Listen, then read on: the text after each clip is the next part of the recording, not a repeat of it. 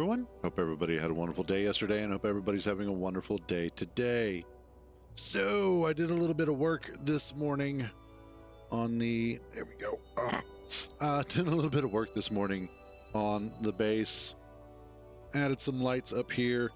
I went ahead and I got rid of the rotor with the conveyors because I really wasn't going to be using it and it was in the way of putting in some additional lighting. So went ahead and just took it out. I also went ahead and finished up the floor. So now we actually have surface here. And I think it actually turned out really, really well. It actually looks quite amazing overall. Good Lord, I'm peeking today. So all in all, we're looking pretty spiffy here. I also went ahead and threw in some extra batteries. So that way we've got this entire section set up for storing power. And then just did some more coloring, painting, getting things ready for later. Specifically for this area, which will eventually wind up being the sort of garage for our rover. I also did a bunch of mining trips. Colored all of this green, although I might change that up a little bit. And then also took out our stone exhaust system that we had up here, just so that I could finish that off and make it look a little bit nicer. But all in all, we're in a pretty good position. It's looking pretty sweet. We're actually starting to get more of a base feel going. The other thing was these light panels, as well as the corner lights that are along this tunnel here. I went ahead and I set their light to be slightly green. So it should help with the overall feel and the theme of the base that we're going with, which is that light gray and green, and hopefully will help keep some color in the base outside of the rock walls. But today, a couple of the biggest things that I wanted to look at. First, I need to go and get some more iron because I know I'm going to need it for today. But one of the other things that I wanted to look at outside of some of our other projects is that I wanted to start looking at constructing a heavy rover for the Puncture to be able to land on, deposit the ore that it's collected, and then move back to the base. Because right now, while it does carry a decent amount, I need to be able to bring in a whole lot more in a single trip. So we're going to go ahead and we're going to grab some iron out here.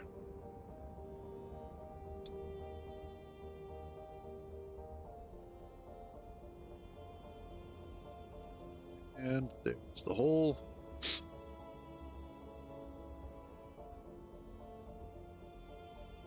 Bring that back. We're still actually going through quite a bit of the other stuff that we had as well. Some of the, it looked like gold, I think uranium as well. So just some of the other refinables.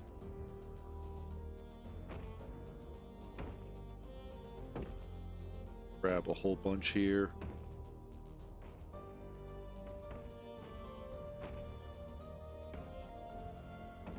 Wait for it to jettison the stone, which has been, honestly, this setup has been probably one of the best ones that I've done. The only way that I think I could make this better is if I went ahead and set this up so that there were two of them, which I might do for a later iteration, because it works incredibly well at getting rid of vast quantities of stone. I know with great certainty that it is more efficient at getting rid of the stone than my previous iterations.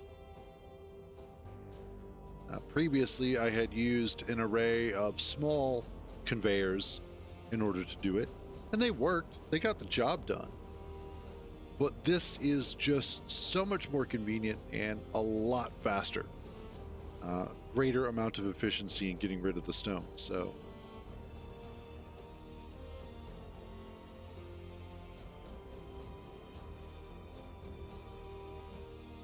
honestly, that is, I really like the way that the light gray and the green come together.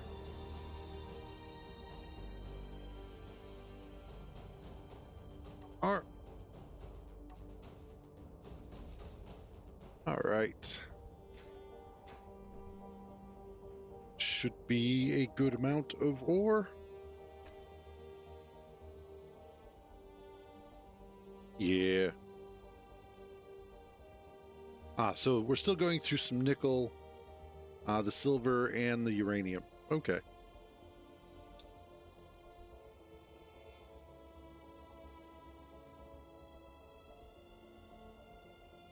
Ow.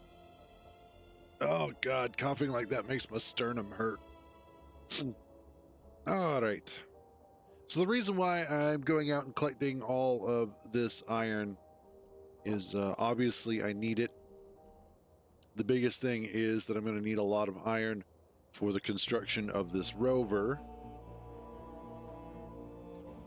One of the other things that I'm trying to figure out. Oh, I missed one.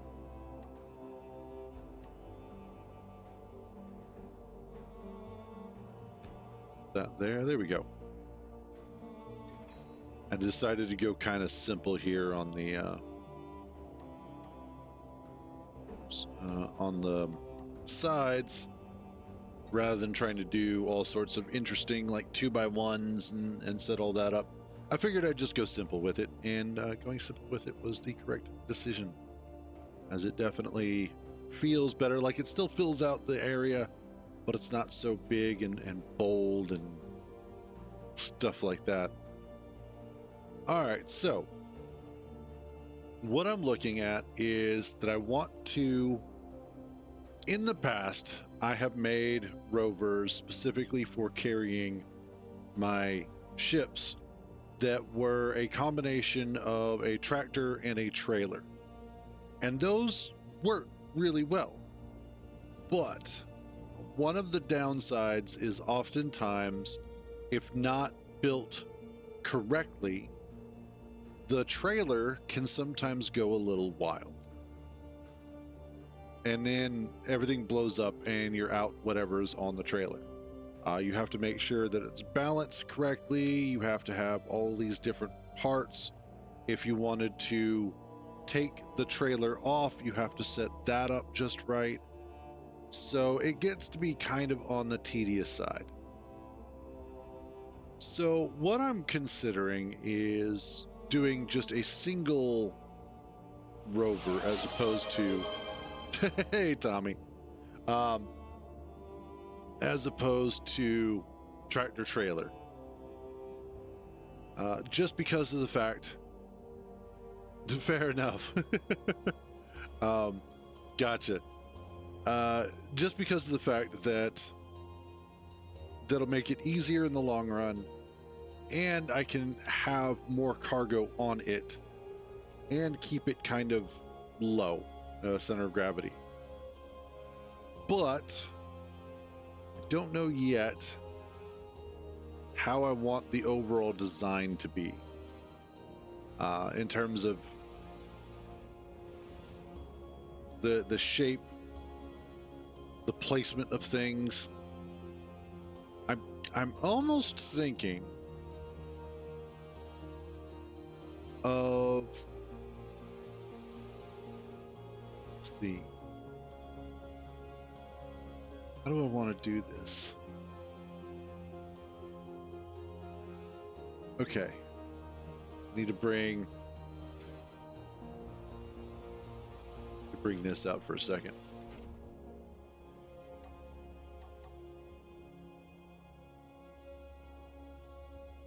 The reason why I need this out here is because I need it for kind of a measurement thing.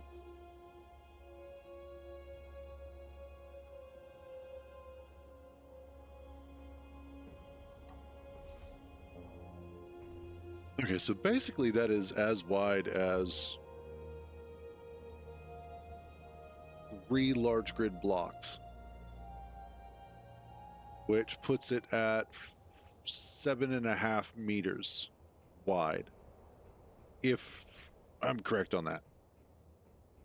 A little bit off on the side, so we'll say, I mean, yeah, that's basically 3 for the sake of argument. So I would probably want to do the rover itself with a wheelbase that is 5 wide.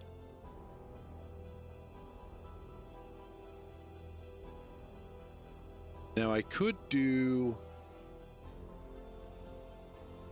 3x3s or 5x5s in terms of wheel size. I think the 5x5s are going to be the better option. Or I could do a mix. I need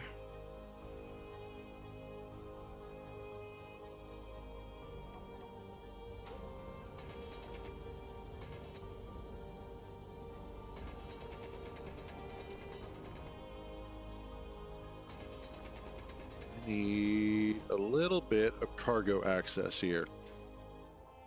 So let's go grab,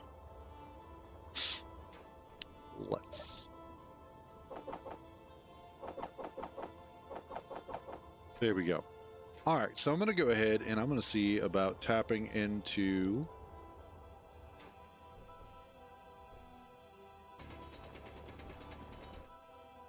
my cargo line this direction.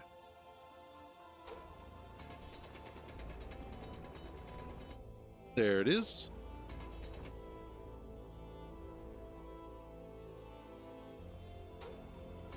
You know, I've actually done trailers in survival. Specifically, I did trailers on a spaceship, and it really didn't turn out nearly as well as the concept suggests it should. One of the biggest problems is because of the fact that there is no mass drag. When the front pulls forward, the back trailers just automatically follow. And so because of that, the entire line would never actually straighten out the way that it's supposed to as spaceships. Now, the nice thing with ground-based rovers doing that is the fact that the ground actually causes drag on the previous trailers, or on each on each trailer after the main one. And so you get that trailer drag naturally that way. So something like that on the ground works great. In space, not so much.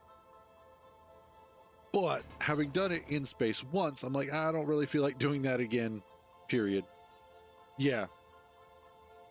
And it's a sound idea. I've seen it done before. But honestly, I'm kind of at a point where I don't want to do a trailer setup.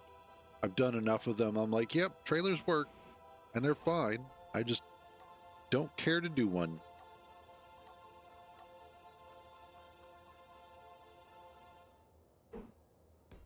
That.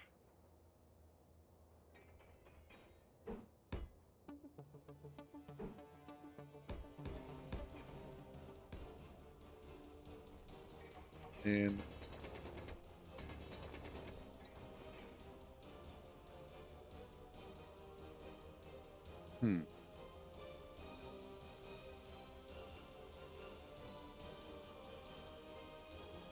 come up, what, this way? Right here?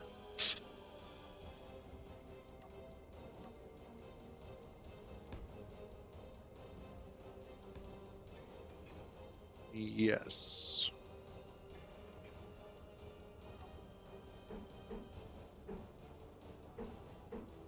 There we go.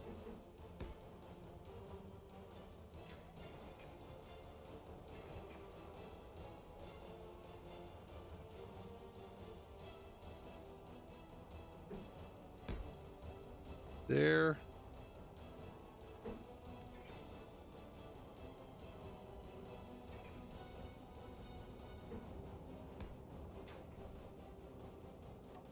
Honestly, yeah, if this was something where like I was looking for something difficult to do, you're right. As a challenge, it's a really good idea. And and especially if you're playing on like a planet like Mars, or I would even say Pertum would be perfect. Because both of those planets do have lots of large empty areas that would be ideal for that sort of setup. Okay, you.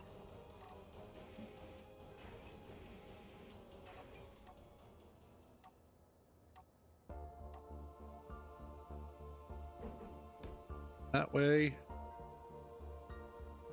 I think I might have to go shave or at least trim my mustache because it's starting to irritate me.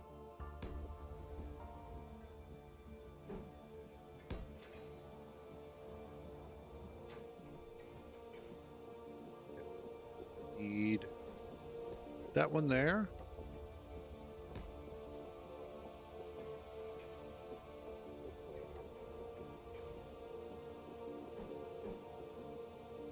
And there we go.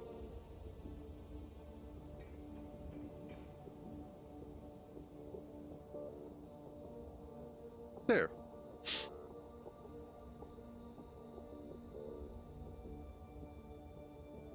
That will work wonders. That'll make sure that I still have access to everything that I need. Perfect. All right, next up is I want to start. Okay, hold on a second. I'll be right back.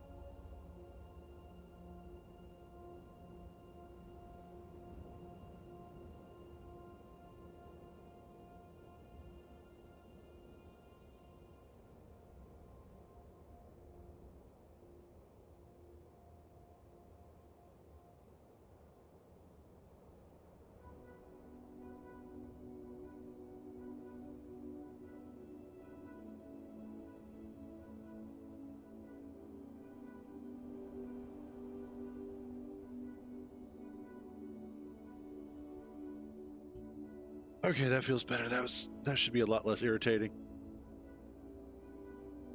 I don't know how people with giant bushy mustaches do it, but I just can't. Anyway.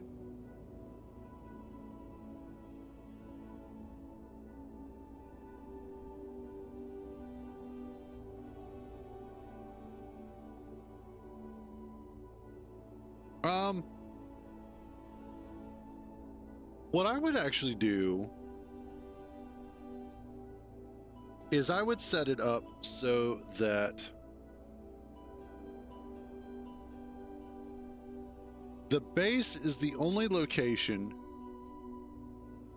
Oh, now this would probably be a little easier to do with Space Engineers 2, just because the modding tools would better support being able to set this up. But what I'm thinking is the idea that there is a specific type of assembler for making thrusters, and it only exists at this base.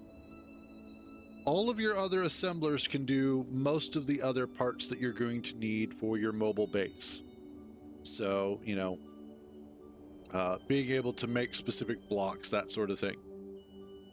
But for thrusters, and you set it up so the thrusters require actual thruster components, and those thruster components can only be made at the base, at the base you're trying to get to, which explains why you're trying to get to it. That way, you can't use drones, you can't use ships, everything has to be ground-based. At most, maybe allow the use of flat atmospheric thrusters, since they can't take you into space. So something like that would actually be a little more feasible and probably a lot more fun too. Because honestly, once you start getting ships built, something like Puncture, it makes the game kind of trivial in a way.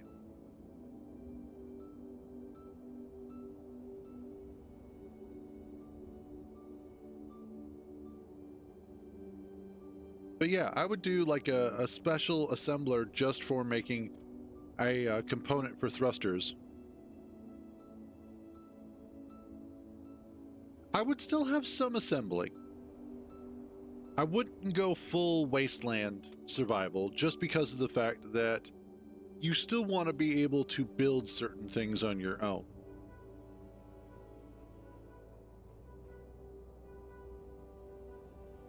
And you're going to need to be able to build things to replace if anything gets damaged. But it's just the thrusters that you can't build.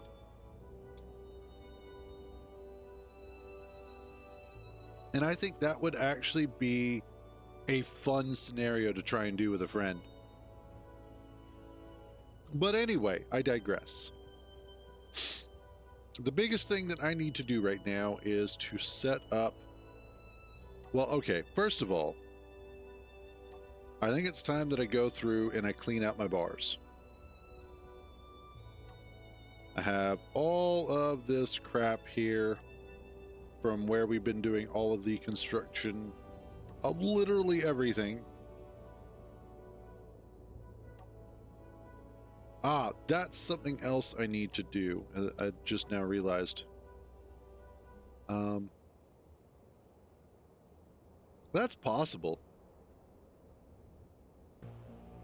There's just about a mod for everything these days.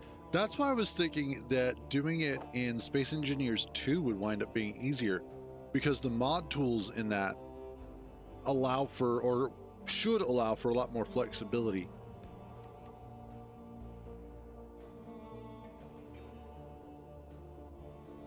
Okay, what I want are my 2 camps.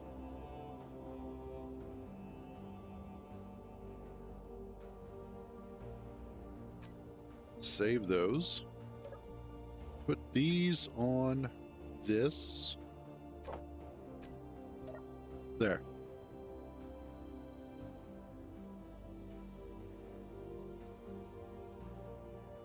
It's bad today.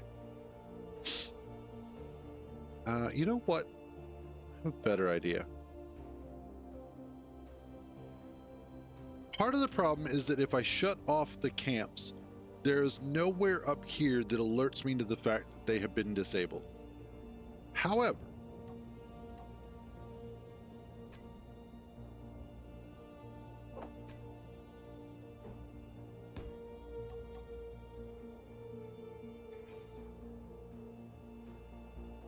IL camp status light.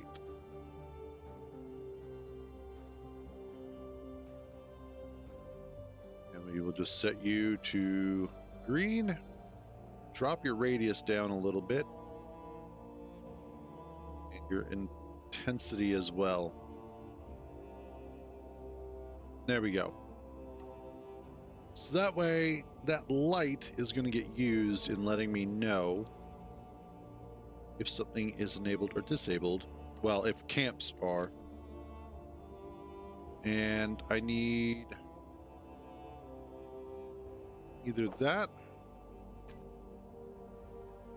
or the timer block. We're going to start with the event controller first.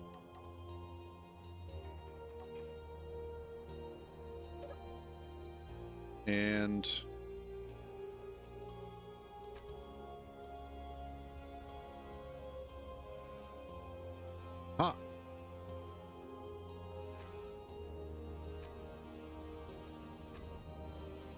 Then I want...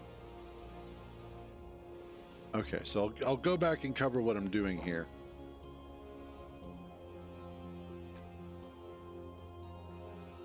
Set color to...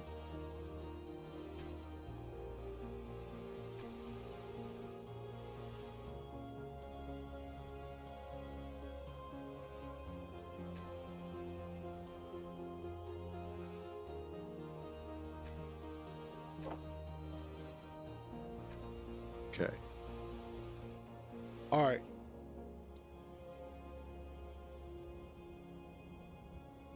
God, I wish that would go away.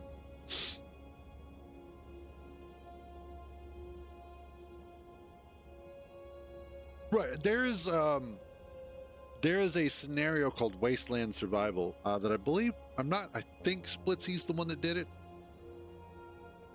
where the only thing you can do is collect parts and attach them to your vehicle. And that's awesome. But I think it would be also interesting to separate it by having the ability to do some assembling yourself. So being able to find, maybe even just find assemblers that will allow you to build very specific blocks.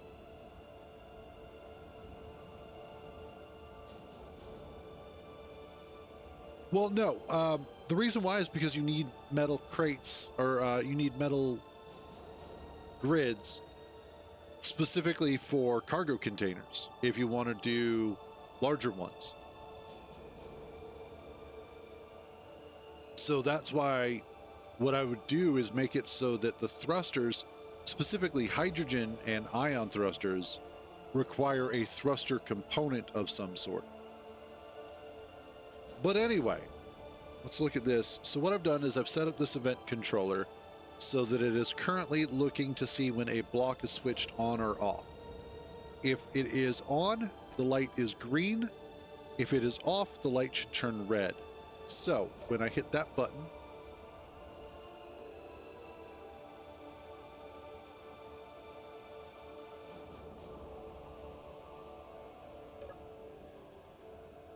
okay.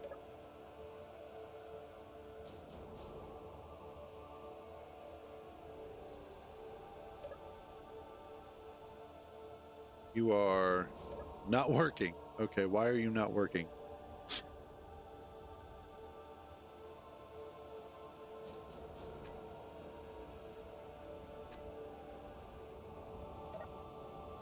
There we go. I had to do and. Okay.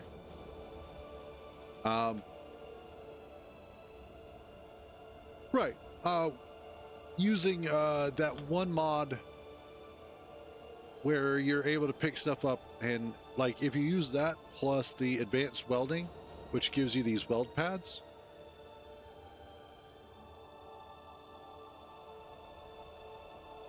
then that's basically just the Wasteland Survival mod.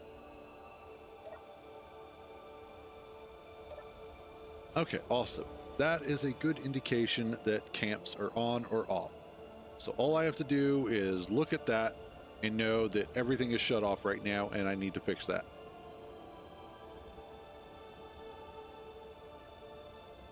Now that's if I don't want camp turned on. And right now I actually want them turned off, so that way I can start kind of figuring this out. So for the rover itself, it needs to be...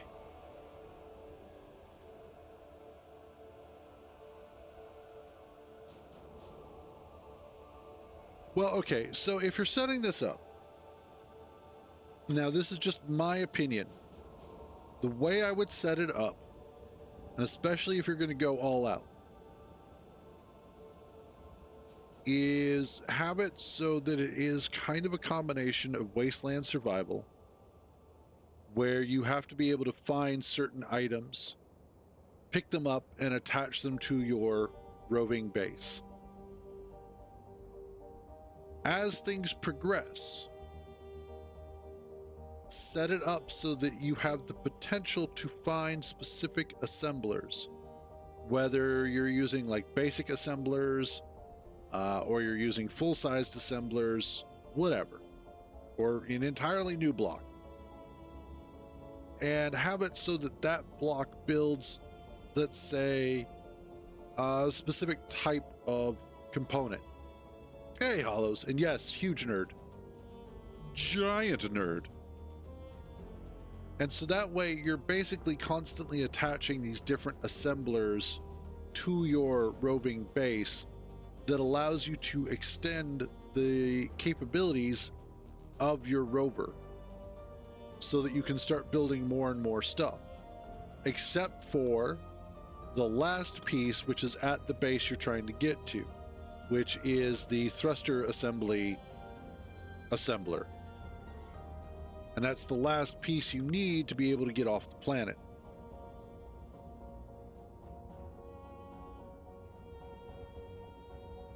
All right. Also, I wanted to check how we doing on iron. 55,000. Cool. Binaries are empty. Beautiful.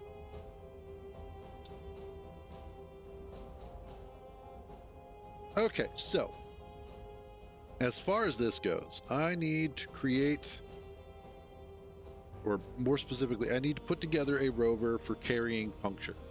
It needs to be at least 5 large grid blocks wide. Oh yeah. Well, you know, I need a big hole for the kind of work I do.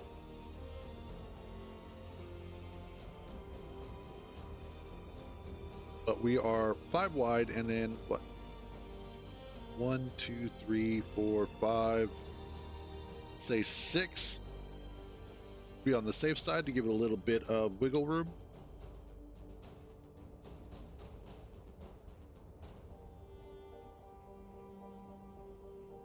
And then as far as the layout goes, God, this cough is getting annoying.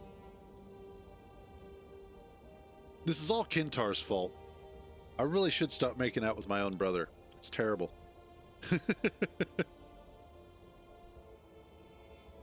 Well, I take full responsibility there, Tommy. I really do. I did that actually to one of the guys that I play Dune Awakening with. You know, he's been heavy into playing Dune, and he found out through Kintar that I'm a streamer, and so he decided to hop in and watch one of my streams, and of course I was playing Space Engineers, and that kind of got him into playing Space Engineers, so he's been addicted to that for like the past week and a half. And I'm like, yeah, sorry, not sorry. Okay, so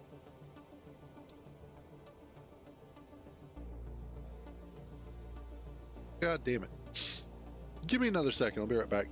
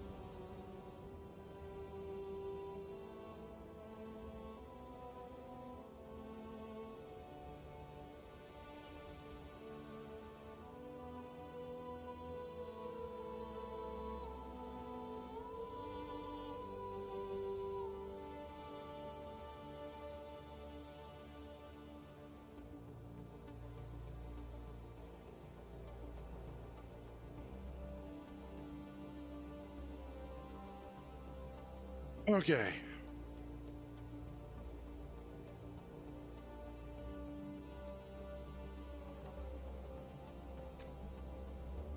Back to clearing out the bar.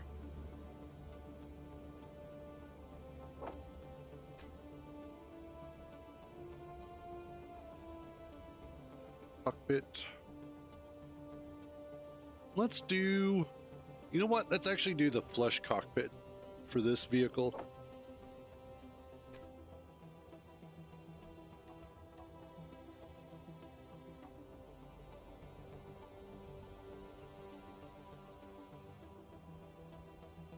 For wheels, I'll actually do the standard suspensions for a change. And then we'll figure out what else I need as we go. But the first thing is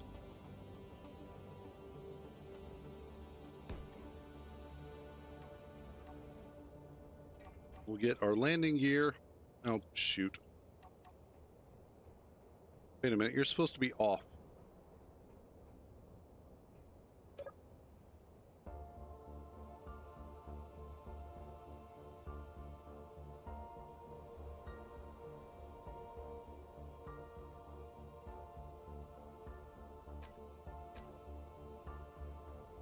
Why weren't you off?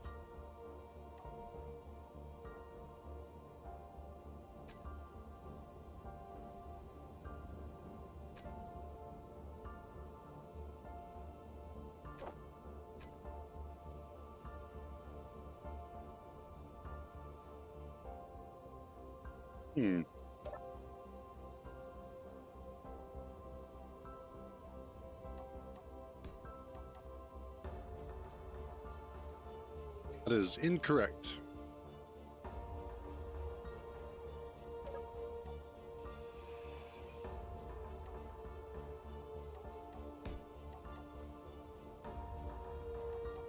That is correct.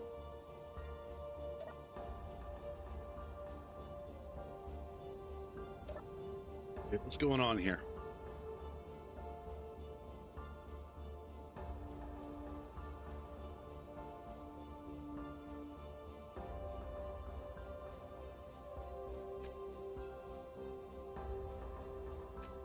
Wait, why?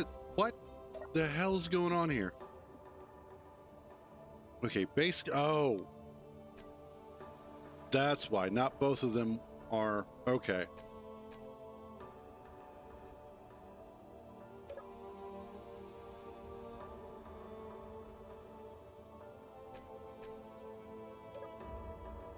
There we go. So it was user error.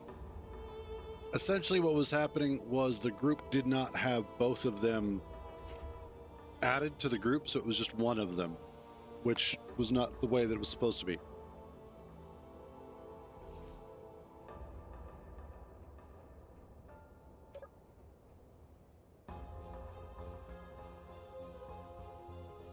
Okay.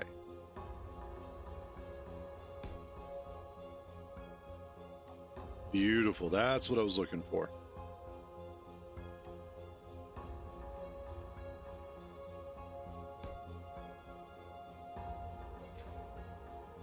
Okay, the next thing then is a piston.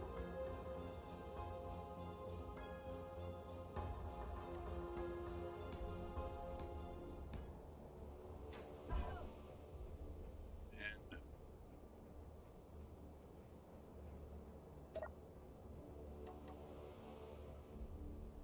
let this get welded up real quick.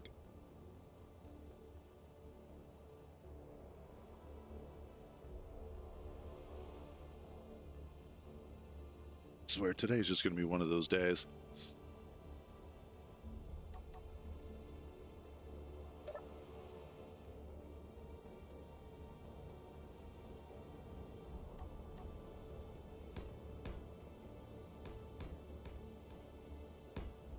So what I want to do here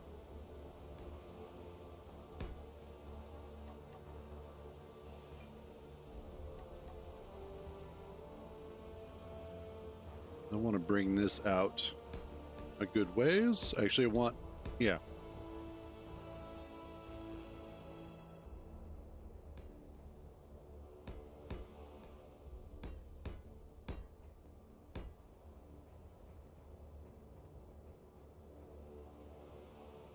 There we go. I think what she's trying to say is that she wishes I was in a modded Minecraft mood. She also wishes that I was in a Conan Exiles mood.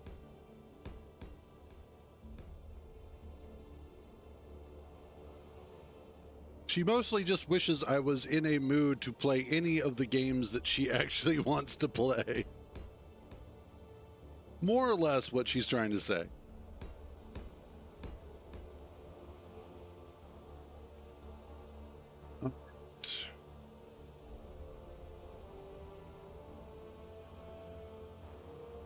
I need this to be longer. That's what she said.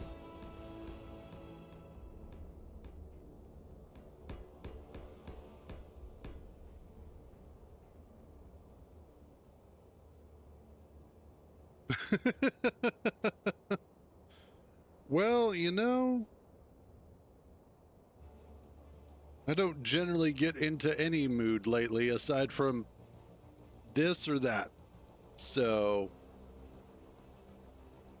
3, 4, 1, 2, 3, and then this. That's 4, 5. We'll do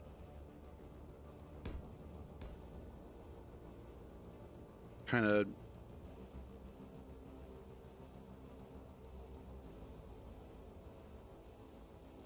I think I need to do a little bit more. So 1, 2, 3.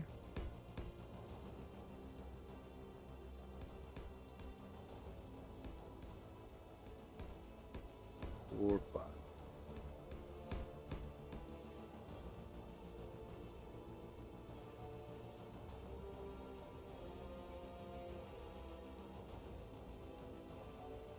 Okay, now this is where things get a little interesting because I can't make it too long.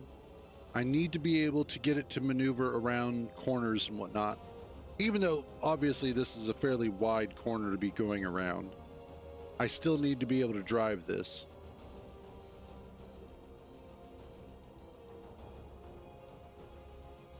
Let's look at, what are you, the right side?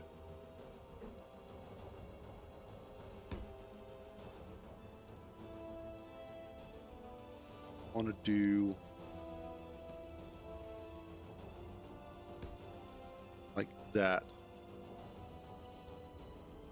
Probably do a couple more, but I want to make sure on the width, and the width is such that, wow, those are massive. I might actually want to increase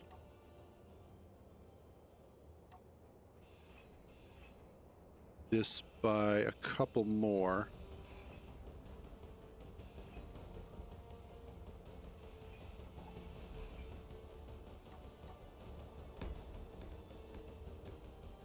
Like that.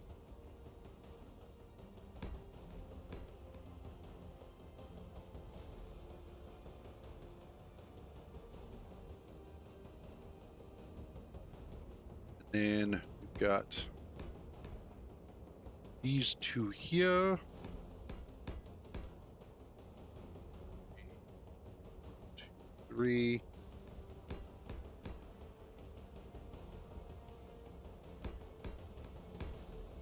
There we go. Whoops. And I actually want 1, 1, 2, 3. That there. This is purely for looks. There is actually no reasonable reason why I would need the struts to look like that. It is purely just to make me happy for the construction side of things. That sucks. Let's not do that.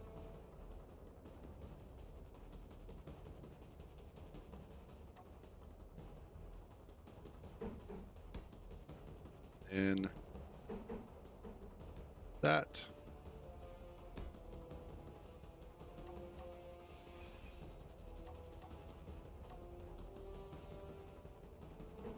this side there.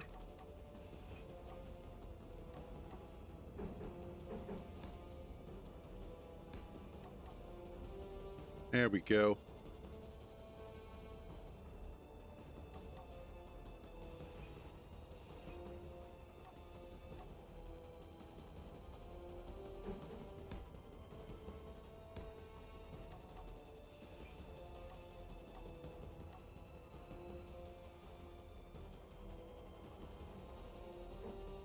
Ah, there we go.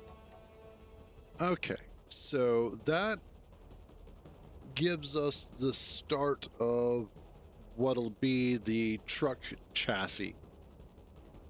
Essentially the substructure for our truck.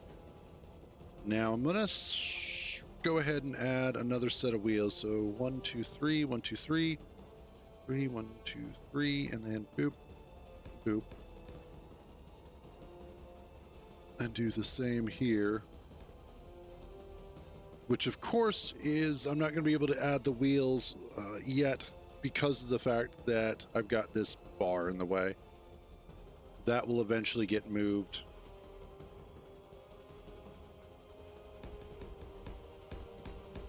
That will go ahead and get moved now.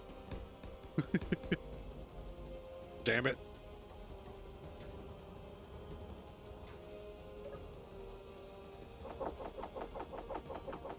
There we go. That was one of the things that I'm glad I did, was add inventory access right there. It is a little bit closer to get to.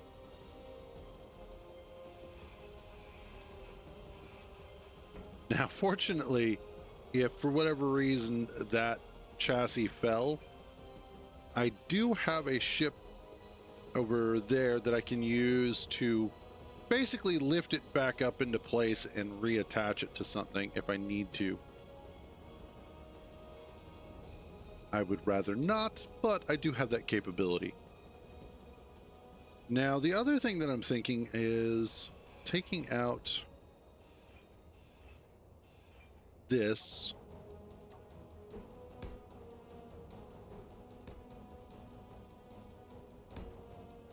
And then doing this back here like this.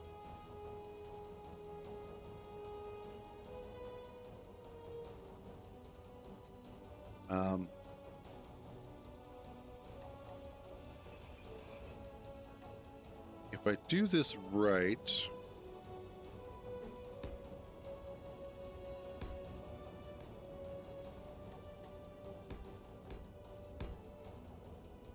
I should.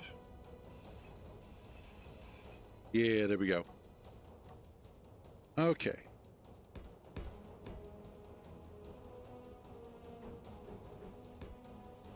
There we are.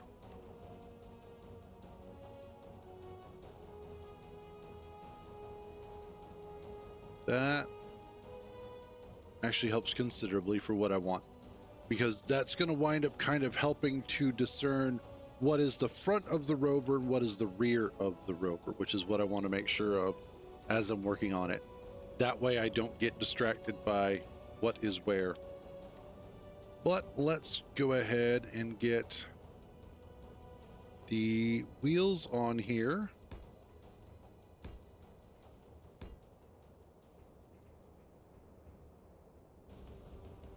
Which, that should be a good setup. I could also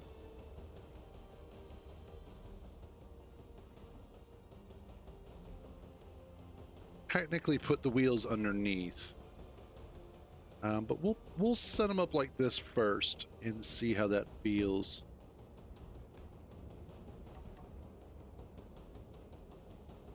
That definitely gives us our width, though. That was one of the things that I wanted to make sure of, is that we were going to be, we had a wide wheelbase. Wow. English, motherfucker, do I speak it? And the answer is no, not today.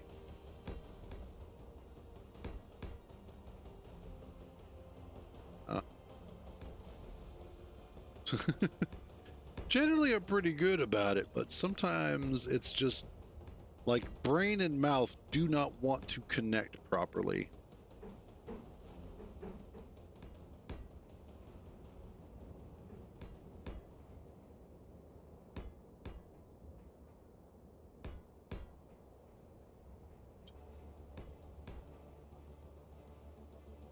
Yeah, basically. And there we go.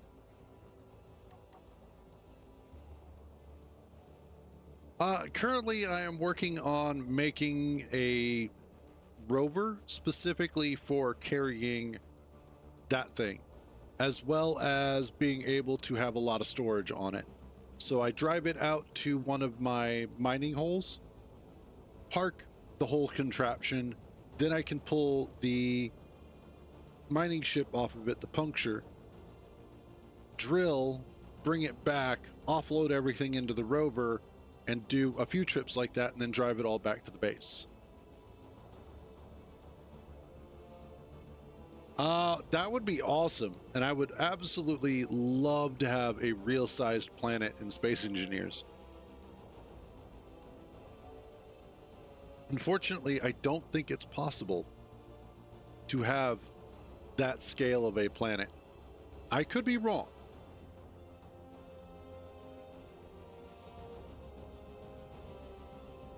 All right, next thing is I need to figure out... Okay. Shit, if it's possible, do it.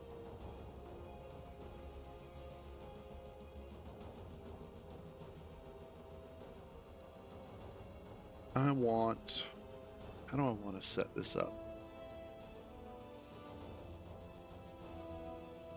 Let's go ahead and add another layer of...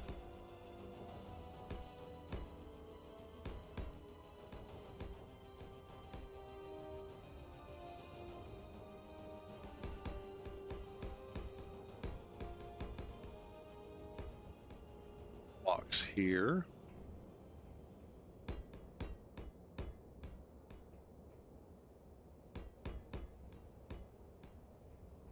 Oh, I just thought... Okay, cool. I will have to grab that in a second. Actually, do me a favor. Throw that onto the Discord server in the Space Engineers channel for me, if you don't mind. That way I can take a look at it later. Please and thank you. No.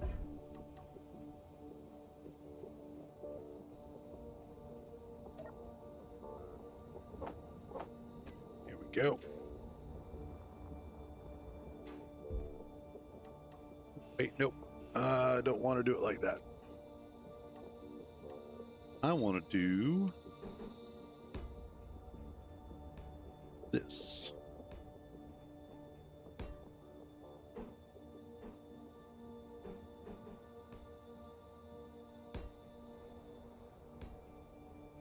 There we go.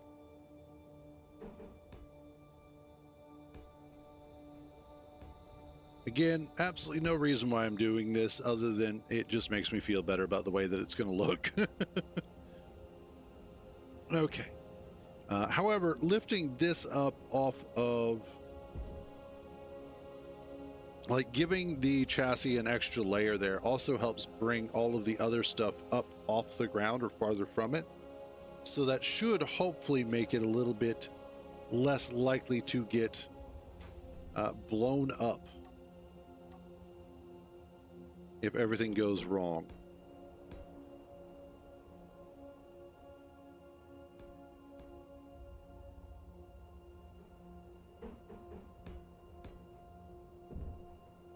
Is that how I want to do this? Or, you know what? No.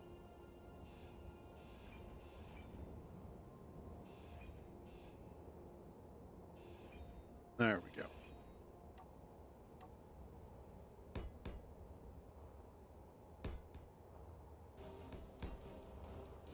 And then finally over here.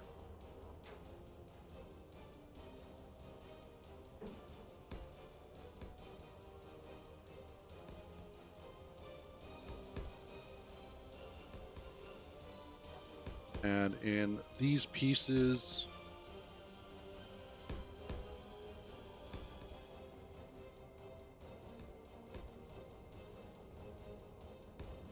and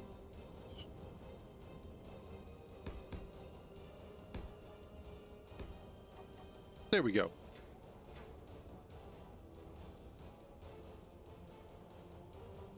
I think that should give us a much better and more rigid substructure to work with.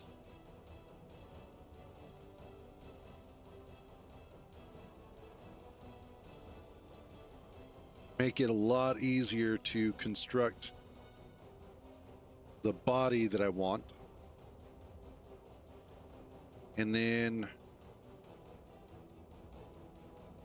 trying to figure out how I want to attach the cab as well as the cargo containers. I think that's one of the other big sort of contention points, is where I want to put all that stuff.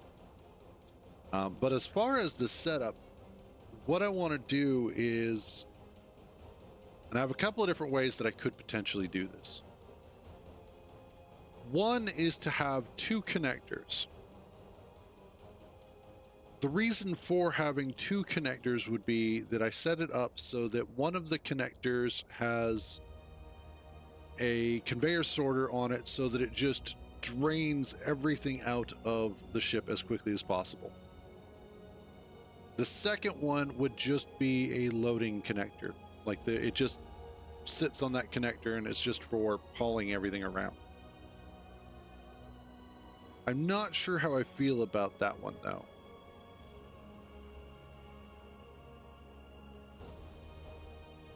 Kind of 50-50 on it.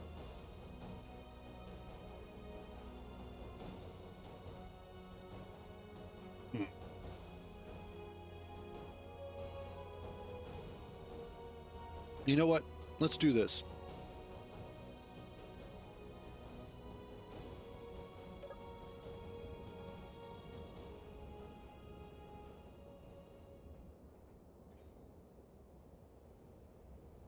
Let's go ahead and we'll just get the whole thing welded up.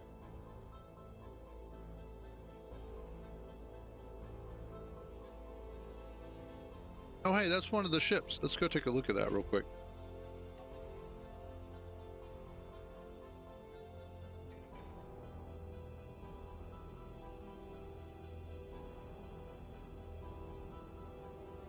Flying way the heck out here, too.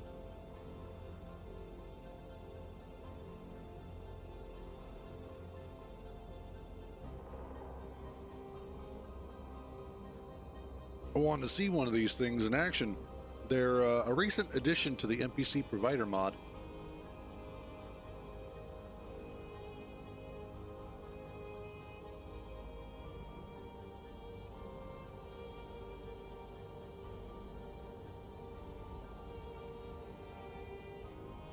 I wanted to see it in action.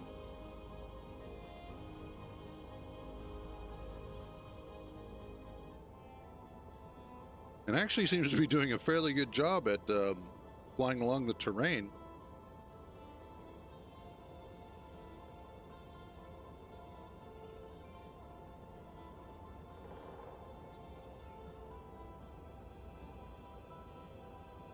No, never. Wait. Did it just slam into the ground? I think it did.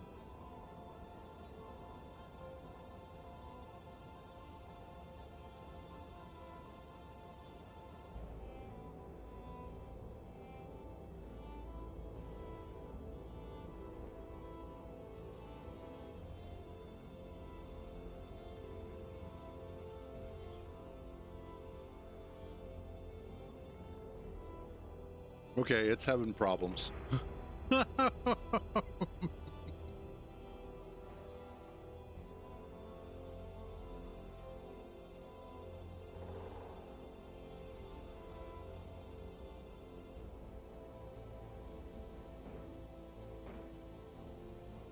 Buddy is having some problems.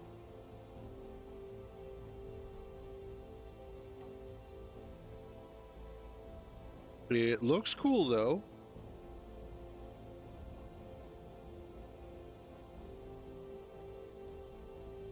But yeah, still needs a little bit of work, I think.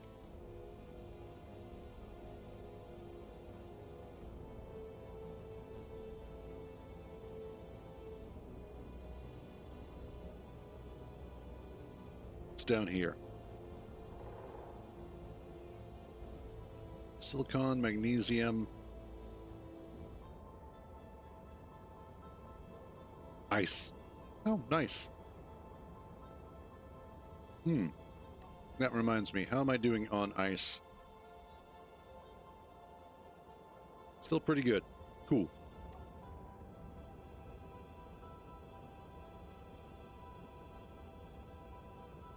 I don't know, it might be worthwhile to go grab another load. Let's do that.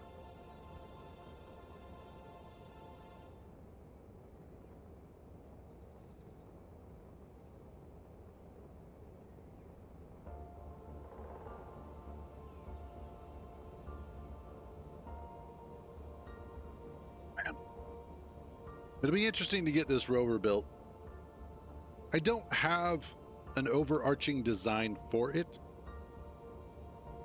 In a lot of cases, what I wind up doing is I start by building just a basic substructure, and then I know what I want it to have, not necessarily how I want it to look. And then as I start working on the substructure, I start getting the idea for everything else that's going to go onto it. I start going, oh, okay, yeah, I could totally do this and I can do that.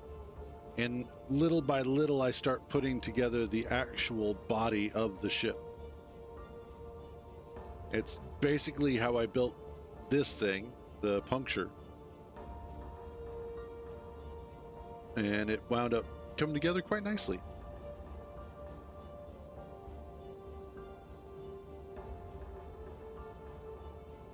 There we are.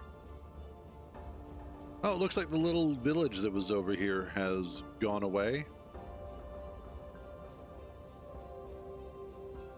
There was a nomad village that was over here for the longest time.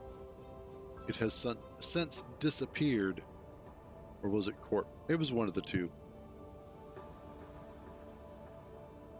Ugh, wow. When that storm ends, it really just ends.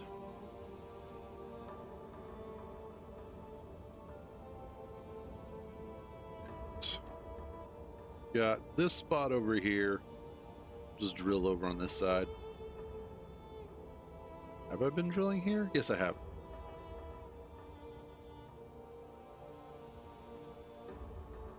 Little bit of drilling right here.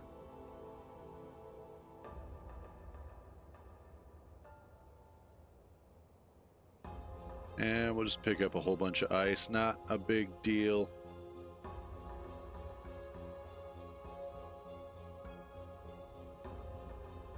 There we go. Now we just got to fly back.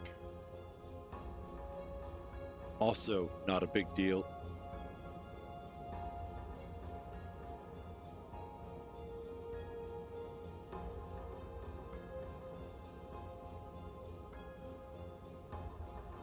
Well, like I said, you do wind up, like I said, Mars and Pertum are both excellent candidates. However, one of the issues is, as you scale a planet up, its features become larger and larger to the point where they are so exaggerated that what was originally a small hill becomes a mountain. So that is something to keep in mind. I also don't know what it winds up doing to the resource nodes or to resources. I don't know if it's a situation where even the resources wind up getting exaggeratedly large. So that should be proved to be an interesting experiment. Gotcha.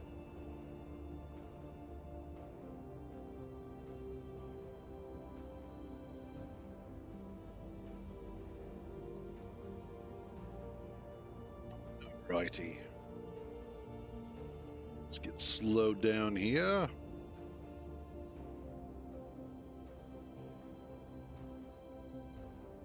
drop off this ice. Honestly, I don't know if we actually needed more or not, but I figured why not? It's a nice trip. Gives us a chance to get that welded up. Because otherwise, it's just sitting here staring at it going, is it welded yet?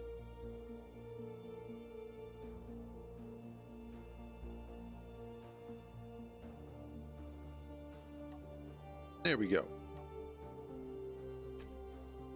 You.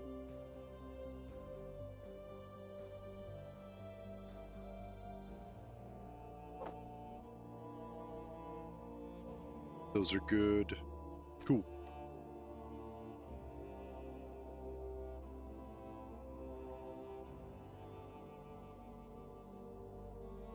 Bring this back over here.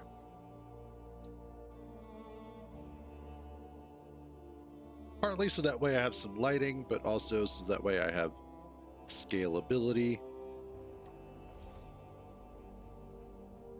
All right, now that you are all welded up and looking kind of nice, actually.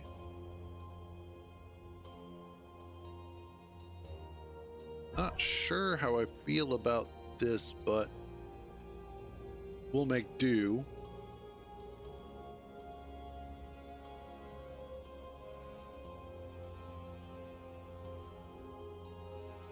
I can definitely tell that this is going to be a problem area because of its length.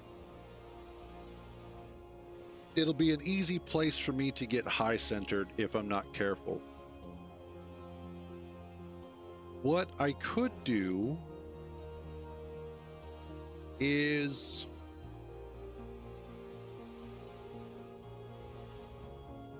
so there was, and I posted this up on the Discord, there was a type of suspension that I had seen being made that was a combination of, it looked like hinges and 1x1 suspensions.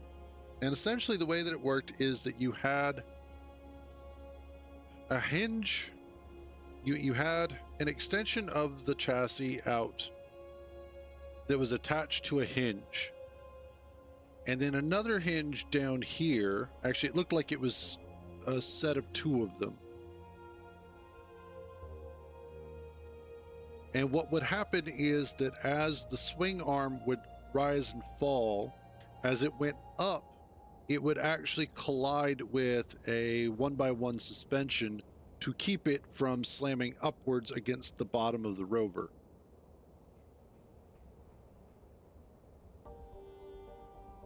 But I think it had, I don't know, I'd have to double check it, but that was the basic gist of it.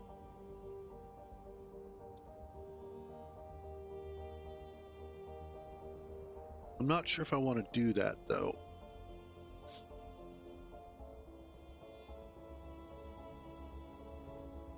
Because I don't know how needed that would be.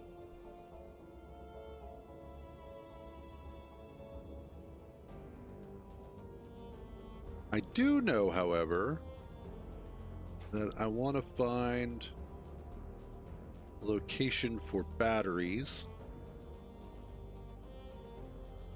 which I could probably fit underneath here pretty easily.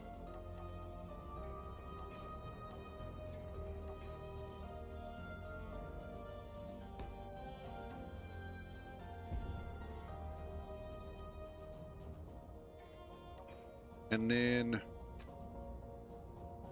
where is some 1x1 wheels?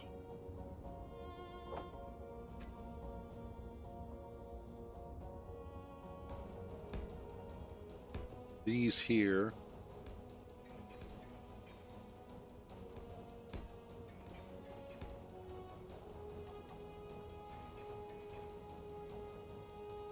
I think I've actually played, now that you mentioned, I think I've played on Obidus before. Let me look that up real quick and I'll be able to let you know.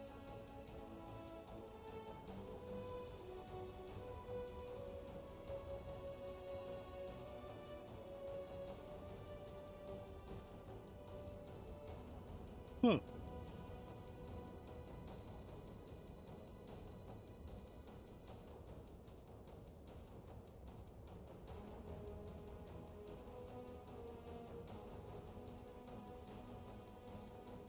Interesting. Might have to look at that one. Anyway, sorry, got distracted here for a second. Name is, I do actually have that one downloaded.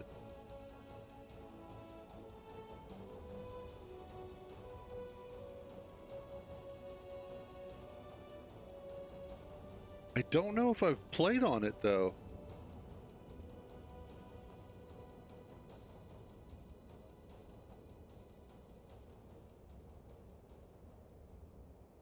Huh. Looks interesting though. I say go for it. All right. So I've got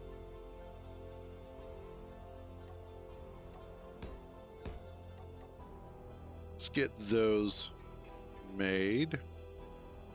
I know it looks kind of silly with all these tires underneath of it, but they serve a very specific purpose.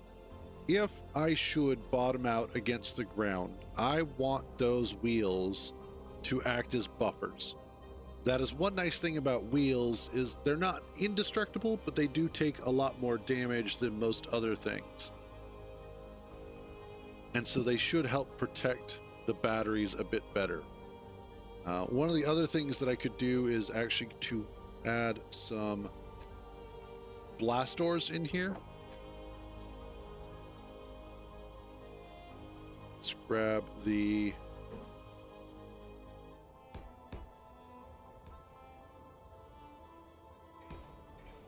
so doing something like this would help.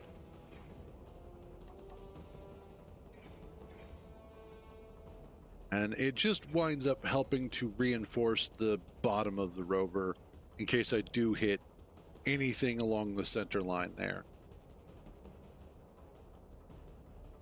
Now that's still not going to quite help me with my suspension problem if I high center. So that's where I need to look at another solution. So what we're going to do is let's get rid of you and you.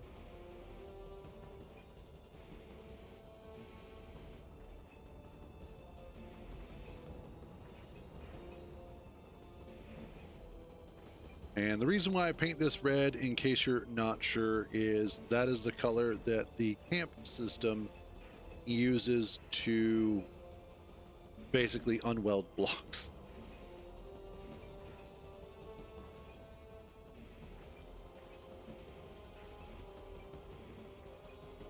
All right, so what I want to figure out is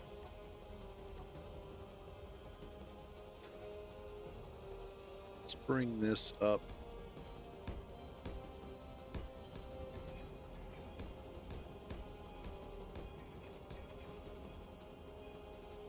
Oh, Cruz is starting to understand something. Which also means that Cruz needs to change where something is at. And Cruz should probably stop referring to himself in the third person. Oh, but where's the fun in that?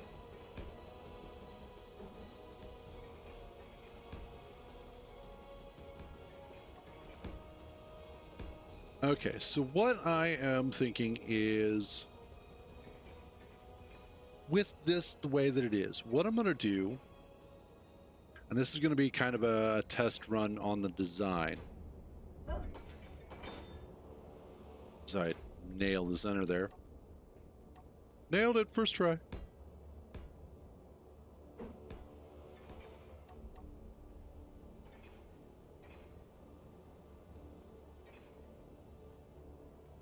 Yeah, no, and I'm long familiar with the way that those work. What I'm thinking is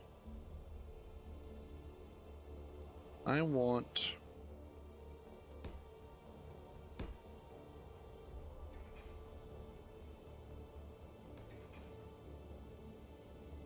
yeah, no worries, man.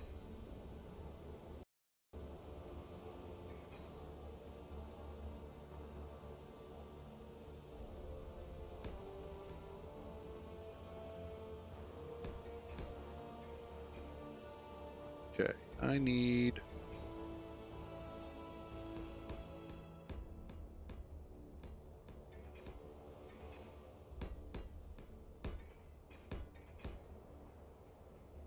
that.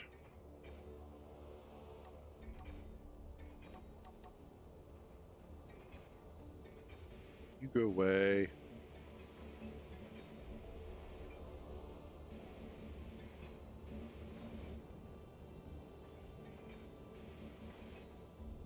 There. Okay, so reason why I'm doing this is because I'm going to change up the way I want to try this out. I don't know how well this is going to work, so we're going to see. This is as much of an experiment for me as it is for you guys to watch it. However, what I'm thinking is I do a hinge, not a hinge that big. I do a hinge here.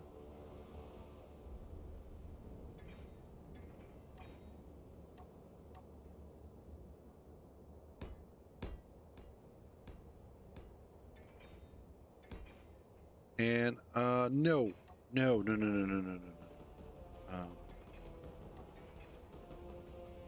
It's not the way that I saw it, and not the way that it will work best. I want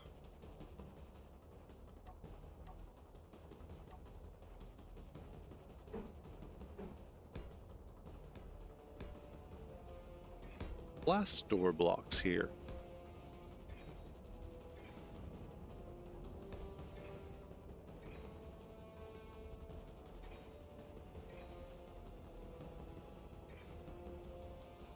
And then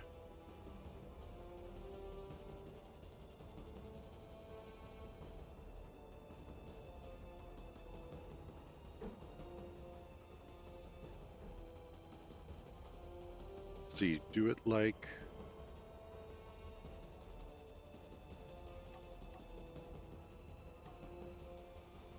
that.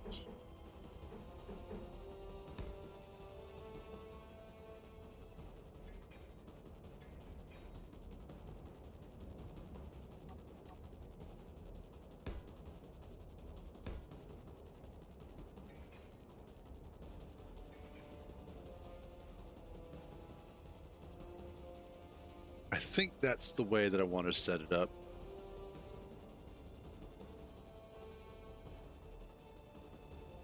I could be a little off on that.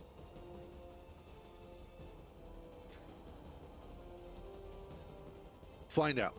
This is all experimental, and that's kind of the point of this, is to experiment, find different ways to screw something up. That also is incorrect because I need you to be moved in a little bit. So let's move this to be right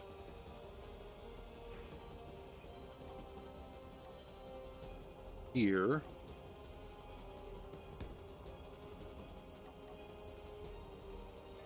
Yeah, that'll have to work.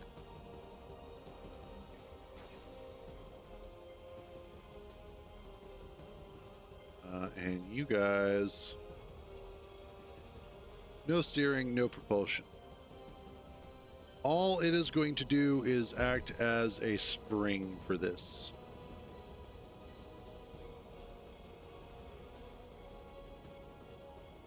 And then I want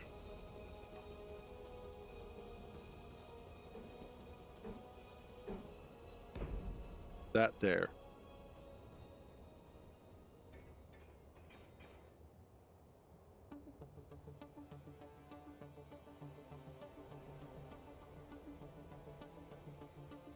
Okay. Now, I don't know if I need this to be trying to move, if I need it to be off, or what. In fact, I probably have this set up all wrong. But we're going to find out, and it'll be interesting, to say the least. I might actually use this opportunity to get rid of you.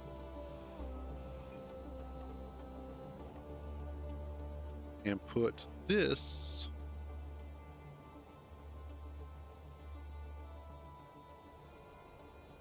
right here instead.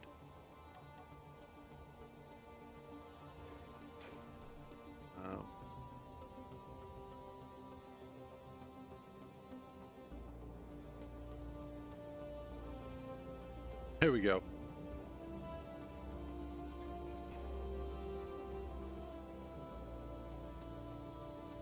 Okay, now let's do that on this side.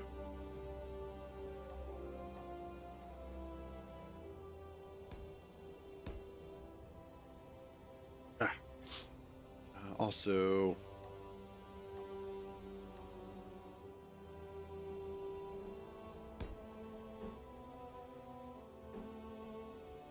there we go. That should hopefully protect it. We'll find out. I have a feeling I'm doing this all wrong, but it should be interesting. Actually, I already know I'm doing it wrong. If I was setting this up so that it was a double line suspension, this second hinge would actually make a lot more sense.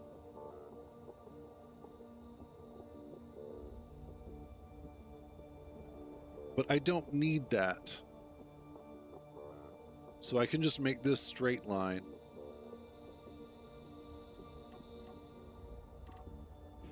So this needs to go away.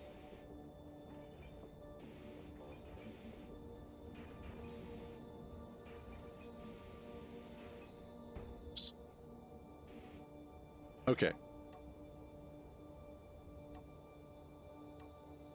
So I need this.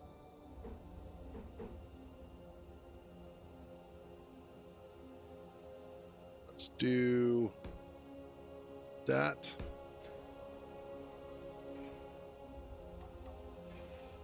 Nope. No, you're fine.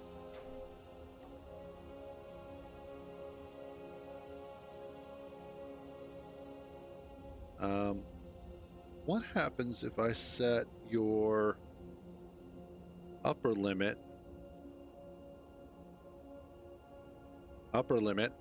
to be 0?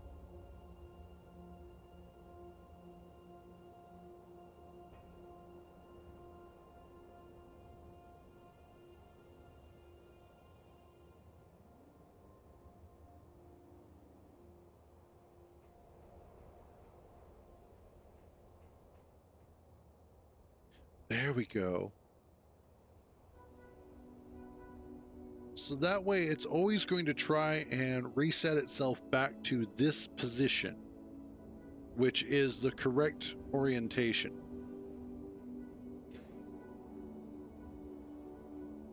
But if it goes higher than that,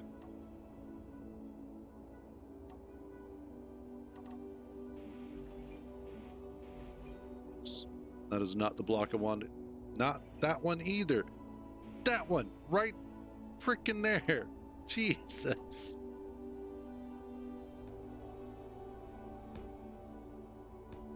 Okay, so this is I'm getting it. So that way, what'll happen is if this tries to go above the 0 point, it's going to hit the suspension and get stopped. Theoretically. Which is what I want it to do.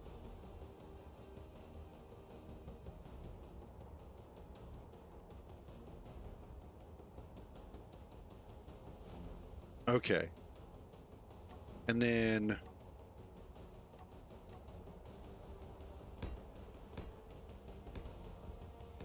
I should be able to do that.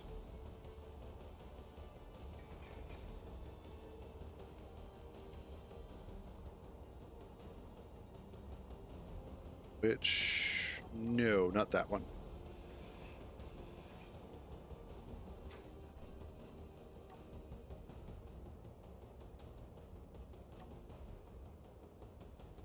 Oh, I want this.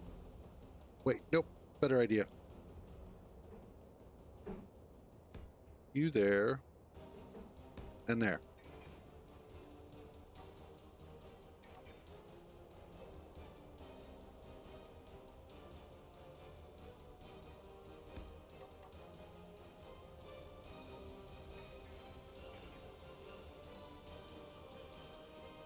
Yes. Okay, I think that's going to work better.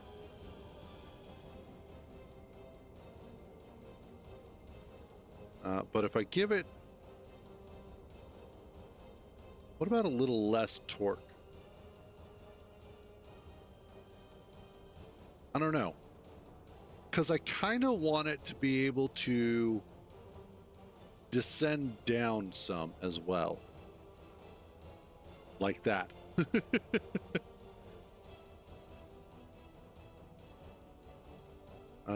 Let's do... Let's increase your torque again.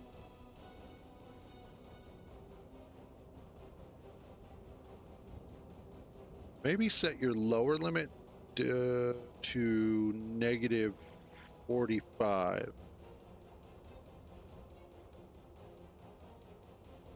Okay, we'll try that. Because obviously I still need to be able to, like, disconnect it and try it out. But we'll try and get...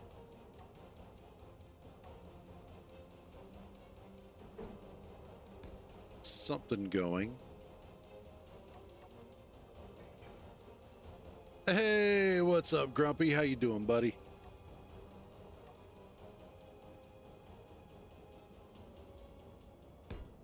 That's 1, 2, 3, 4, 5, 6, 7, 8, 9, 10. 2,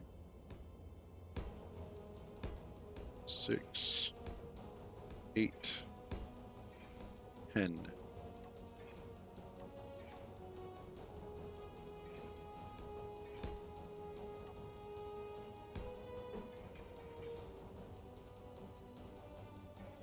All right.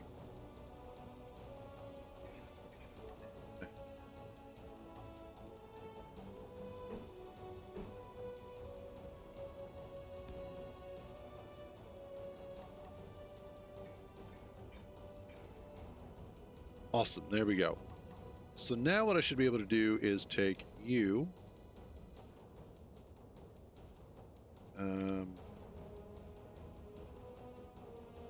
Front right hinge.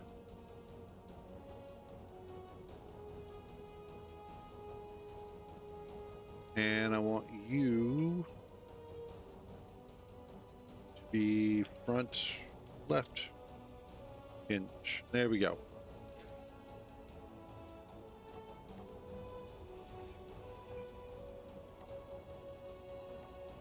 Then you get the 1x1 treatment. That is the incorrect one. There we go.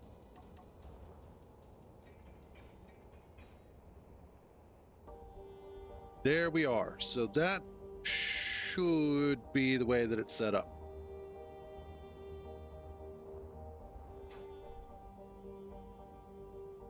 Let's...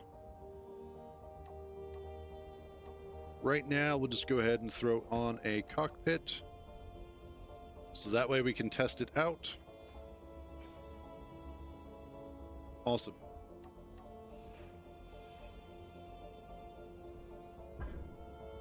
And that seems to work.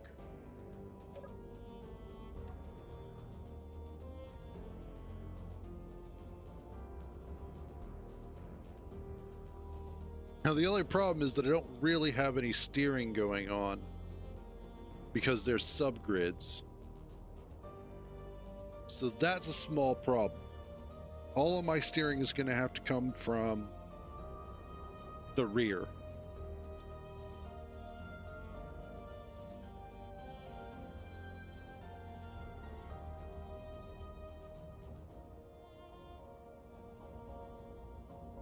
Also, nice. There should be a... I know that there's a configuration file that you can utilize. Let's turn off steering and propulsion.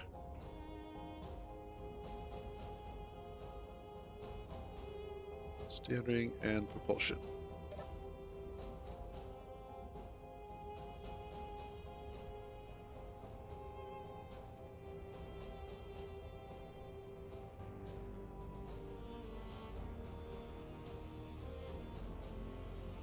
Hopefully. Okay, yeah, that inability to steer. Kind of a pain. What are we trapped on?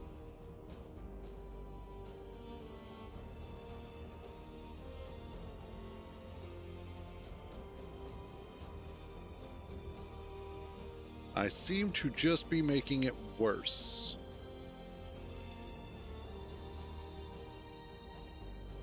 Okay. One tree. There we go. One tree now gone.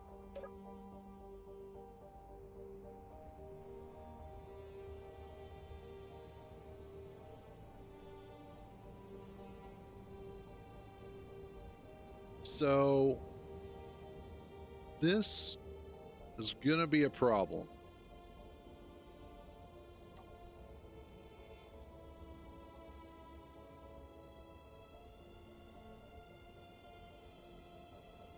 As I need to be able to steer more effectively.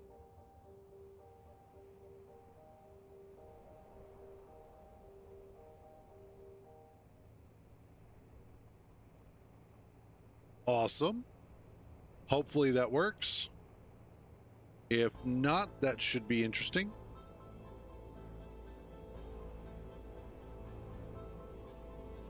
Yeah, so right now, got a little bit of a steering problem here.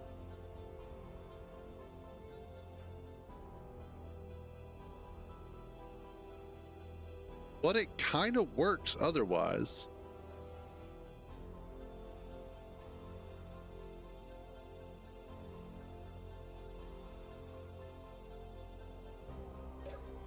All right, so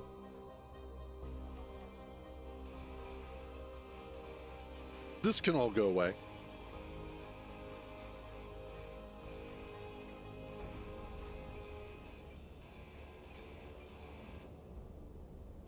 Nope. No. Stop. I want that one. Thank you. Okay. So what I need is I need the subgrid steering.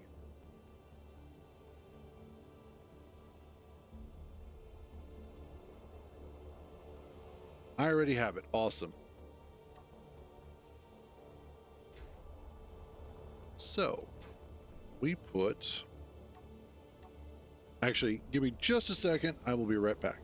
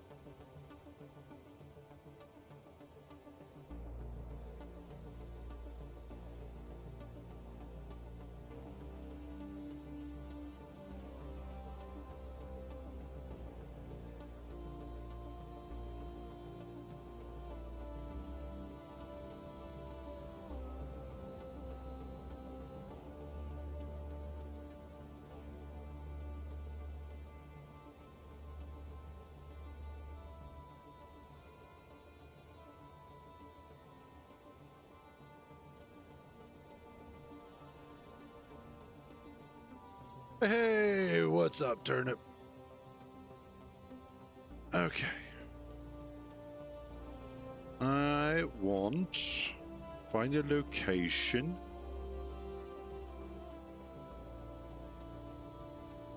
All right.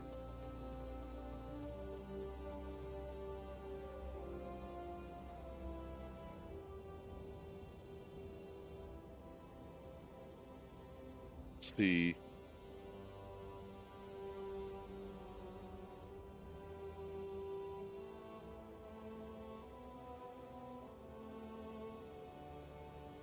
It'd be interesting to see it against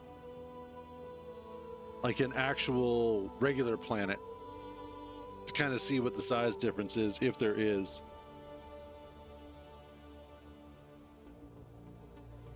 And fair enough, Turnip. I have had days like that where it just seems like the list of stuff that needs to get done is just way too big.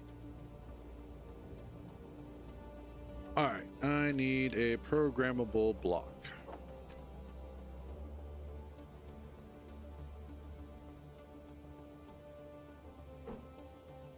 Why, yes, I will put that there.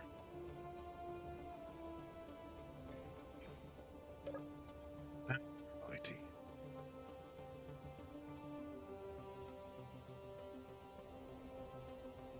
Let's do edit, browse scripts, find the subgrid, check code. Okay, place a script on your ship, place some wheels on subgrids, place a cockpit, enjoy.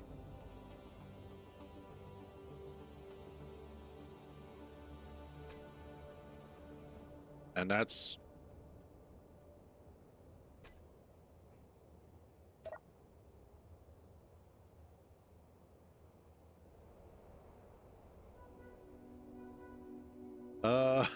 it really does. Okay, I know why though, because these guys are causing some of the issues. So steering off,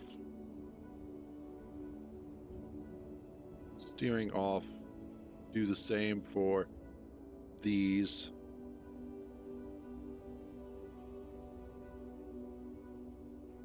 Okay. Yeah, that seems to work better. Oh yeah, that's much, much better. There's just a hint of delay, but otherwise it seems to work out fairly well.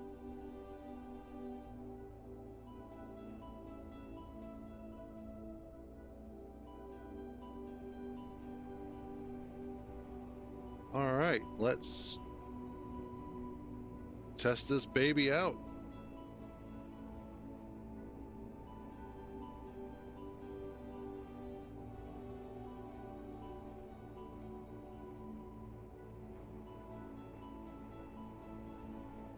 It seems to handle really well.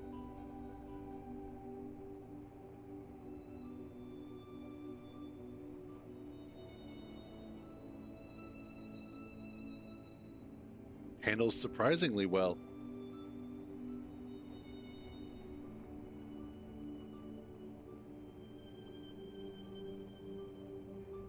Let's try and hit some rougher terrain, shall we?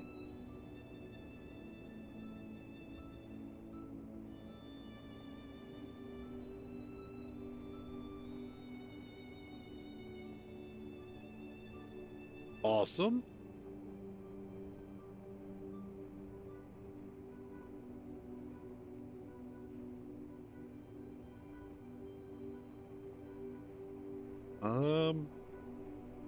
Wow, this actually is handling the terrain incredibly well. I am surprised.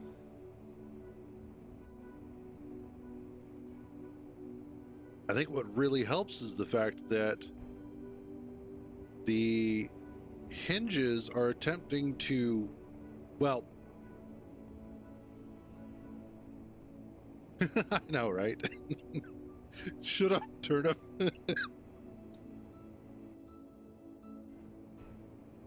But no, I'm impressed with how well it's working simply because of the fact that it is actually working. Um,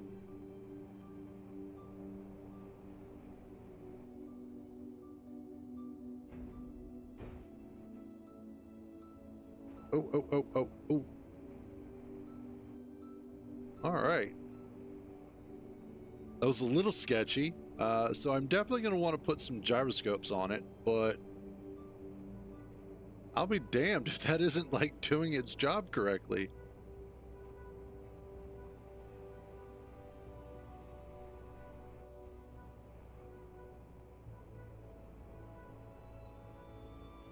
Holy crap. It's actually working the way that it's supposed to. Which, you're right, it is frightening.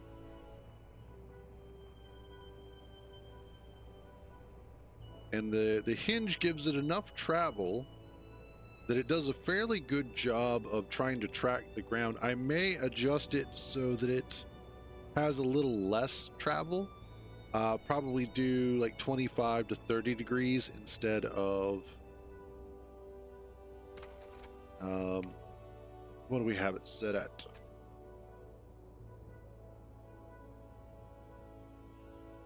Yeah, lower limit. So let's do negative 30. Give it a little less travel there. And then let's also go ahead and add some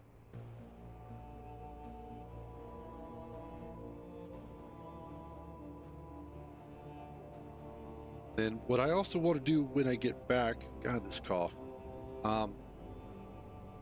is clean up the attachment points for the struts.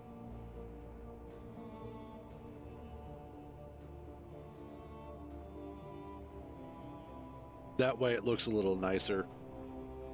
Blends in better with the overall look of the truck so far.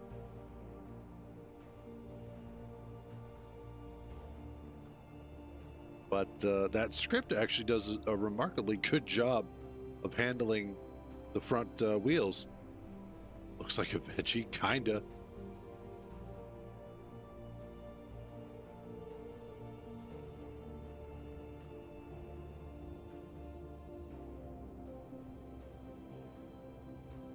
All right.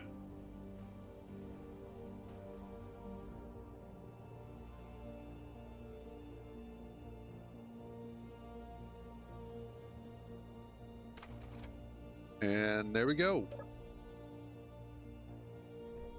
Oh, look, a veggie. Totally read that one wrong. All right, what I want to do is well, I mean, he kind of is, so if the dressing fits.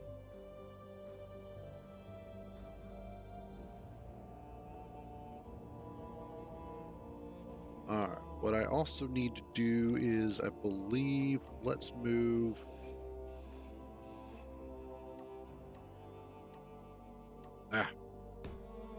That forward. And of course, I have lost some of my frame rate.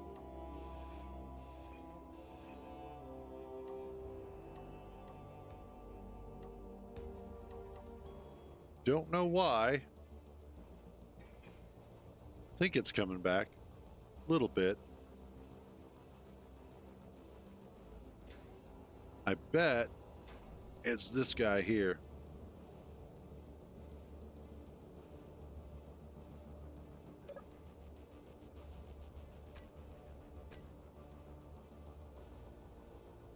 Yep. So essentially, when I'm not using, that's what I could do. Okay, I can set an event controller on this.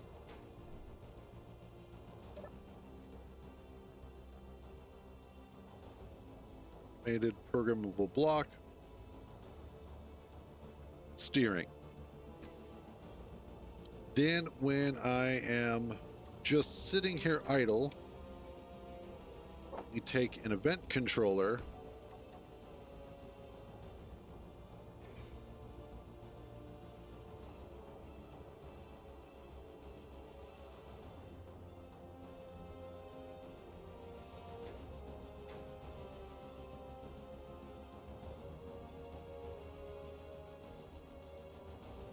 Jesus.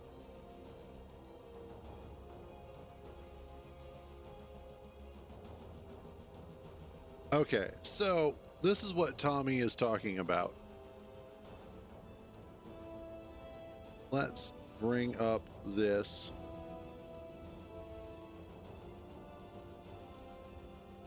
So this is the real scale planet, which is the main one here. That's Earth-like at max size, which is 120 kilometers. So there's very definitely a difference here.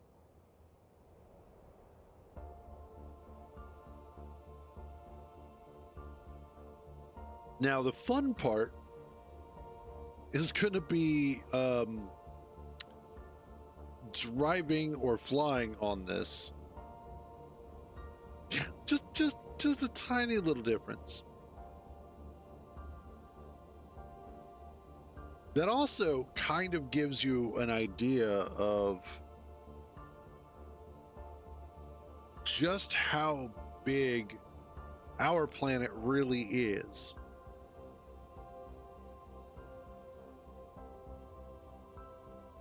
That's a good point.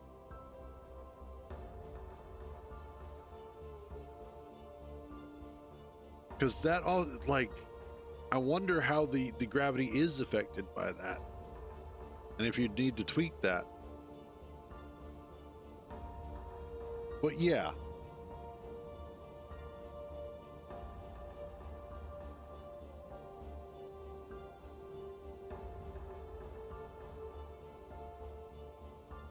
But wow.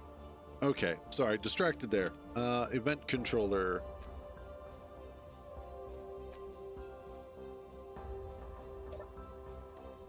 I'm sorry, what? There it is. VC. Steering PB. Select, actually no. Let's look at, I believe,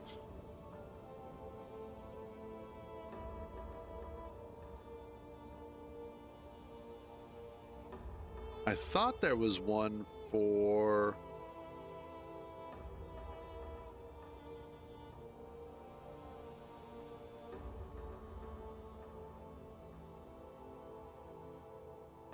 now that's interesting. I thought there was one specifically for the parking brake.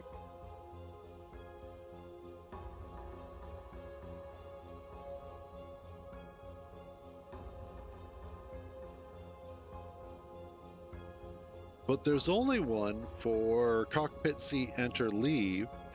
Now that's what I could do, is while I'm in the cockpit,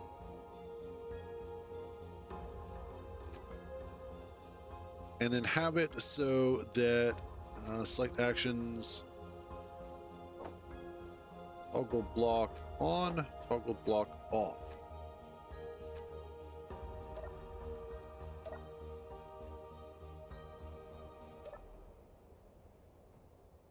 That makes a lot. Okay, so that way when I'm actually in the cockpit is when I need the steering.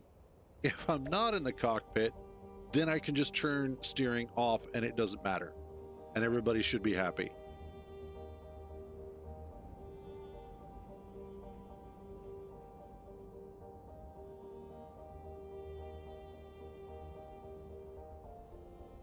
Either way, despite the fact that it may not be the full size that it needs to be, it is still of a sufficient size as to be labeled fucking huge, which I think is the important thing here.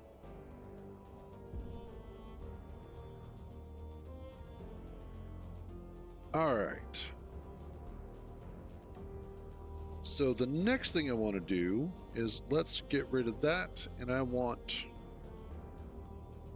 beams.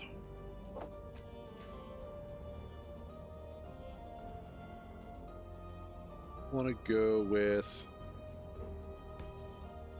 that there.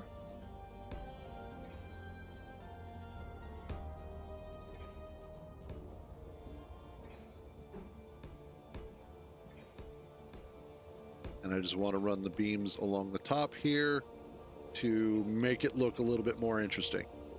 That's really all this is for, is just giggles.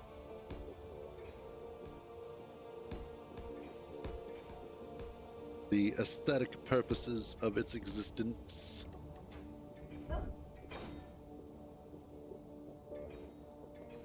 Oh yeah, easily. Like, it still takes a considerable amount of time to drive around a planet, even at 120 kilometers with a rover. Now imagine something like 20, 30, 40 times that.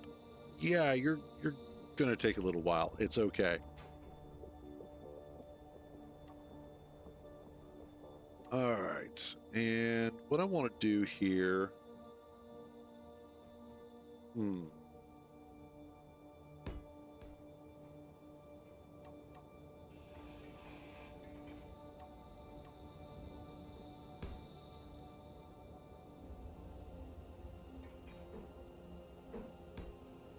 there we go. Oof. That'll be a fun one. So there you go. There goes your challenge planet. Good luck.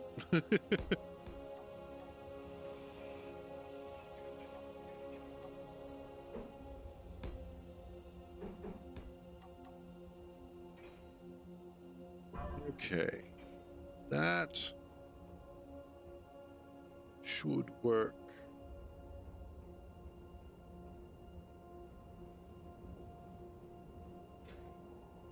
Now, what I need to do is figure out how I want to attach this. So let's kind of get an idea. I could do this backwards.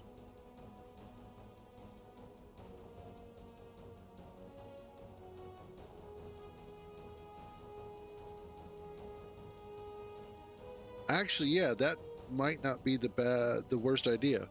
The bad idea. The worst idea. Doing something along the lines of this. And then having the cargo containers along the back there. Okay. So what I'll need to do is actually move the cockpit forward.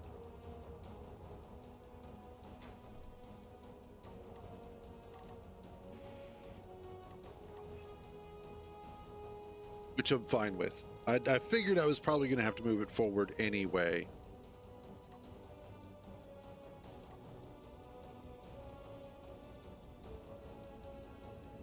But you never know as you're working on this.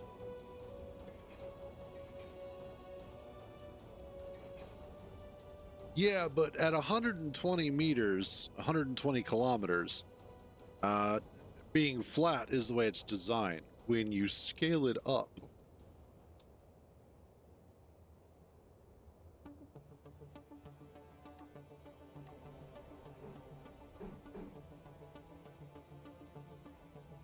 let's do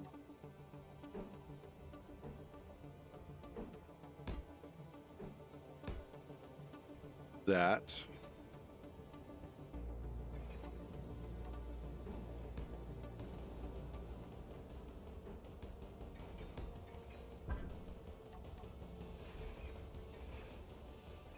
I kind of like the idea of this being sort of open like this. Let's do that there.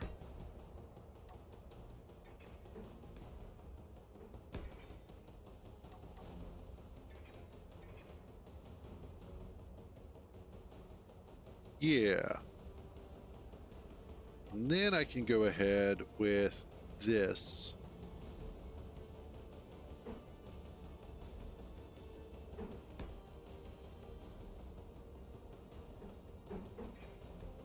There.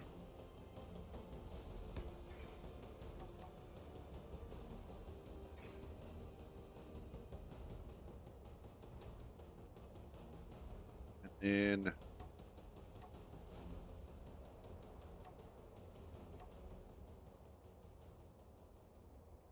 oh, yeah, that'll definitely do it. Okay.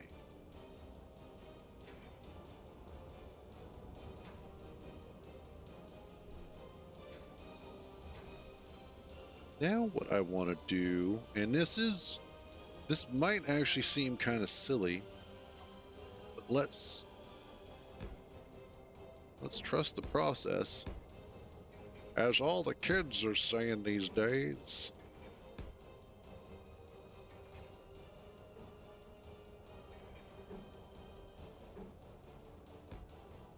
That and that.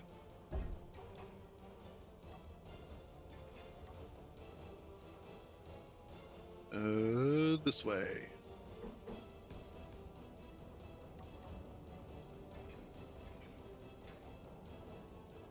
I'm mostly just messing around with shapes at this point. Just trying interesting things. Because why not?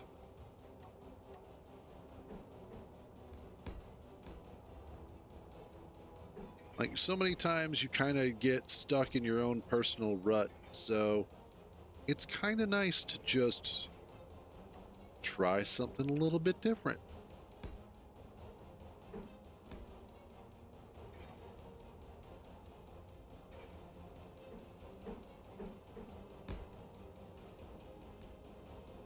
And then I could probably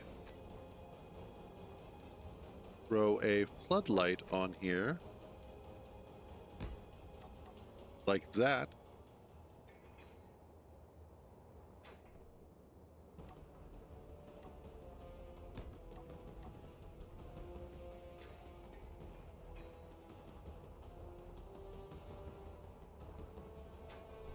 Yeah.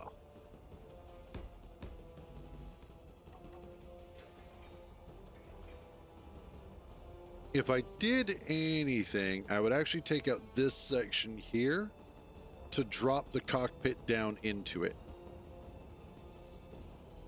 I might still do that. We'll see here in a second. Because that does put it up kind of high.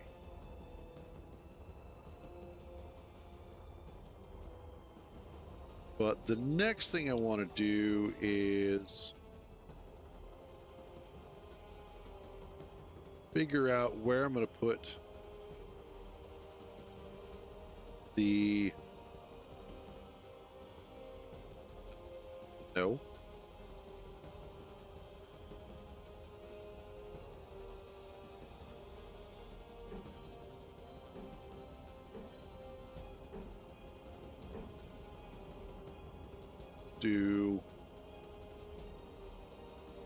I don't want to do... I want to do like 4 of them. So let's do this. We will grab one of the...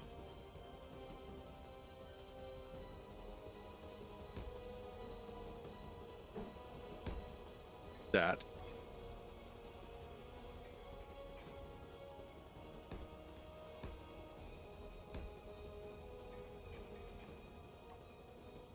Swap over to the 2x1s.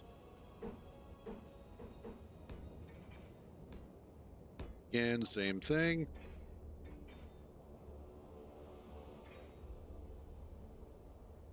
Or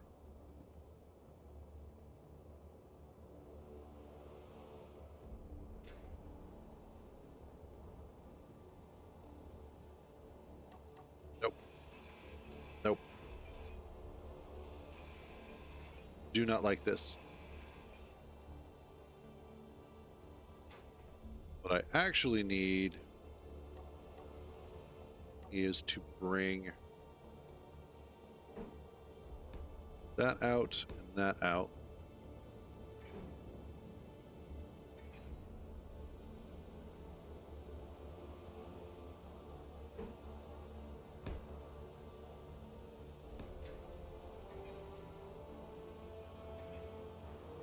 And we'll put you there and there.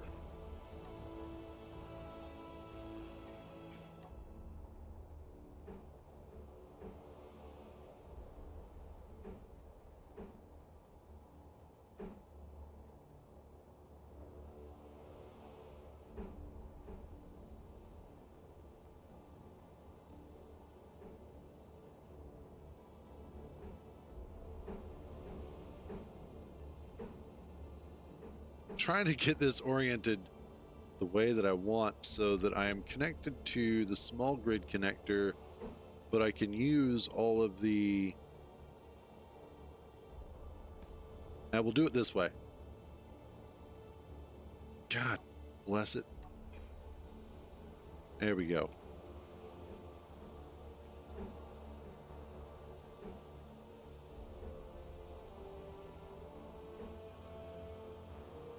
There we are. We'll see if that is indeed correct. Awesome.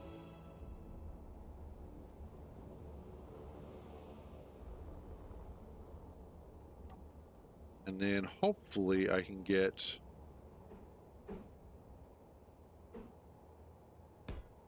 that and that.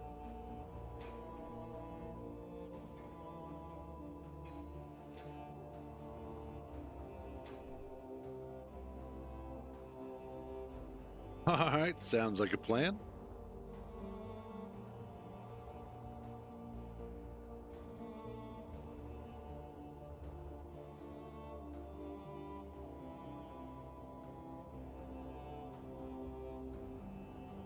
I don't like the way that the straps are different.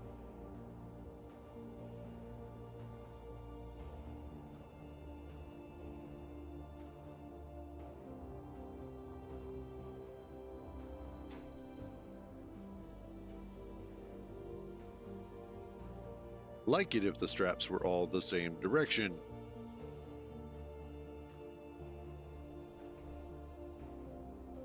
However, if I build around it and give it kind of an encased structure, it probably won't be so bad.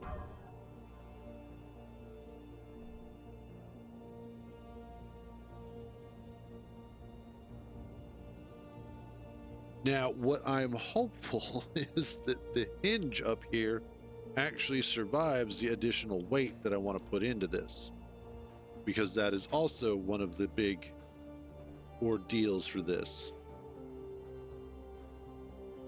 And now that I'm looking at this,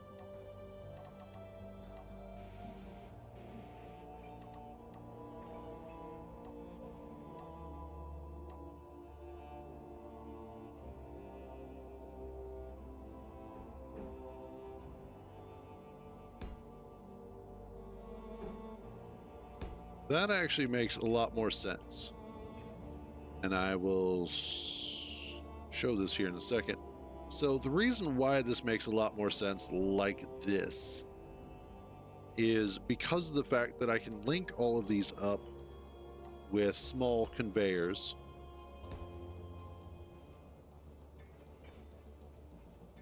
And then run small conveyor through here quite easily.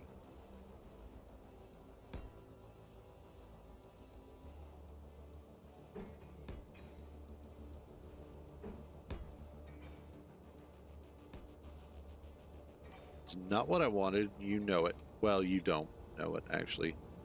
I know it. You don't. There we go. Okay, so what I'm looking at for your position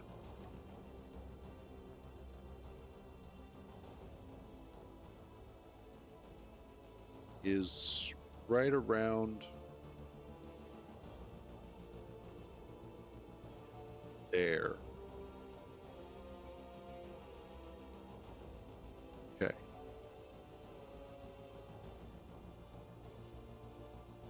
Actually, kind of on that middle tire there. The middle suspensions. That should work.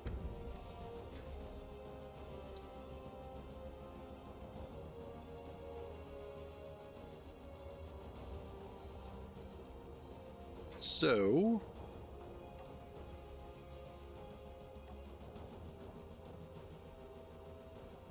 if I do this,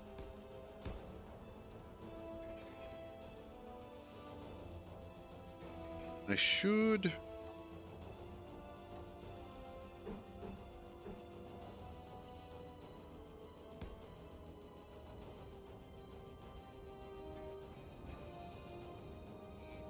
you, and your large port on both. Awesome.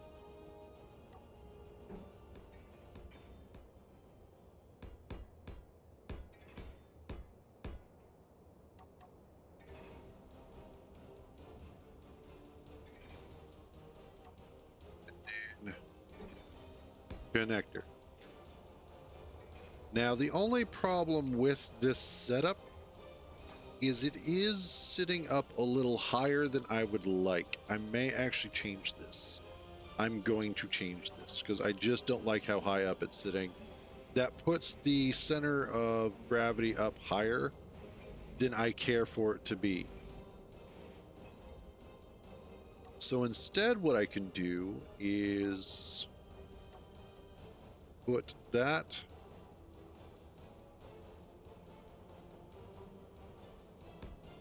there, put you there, and this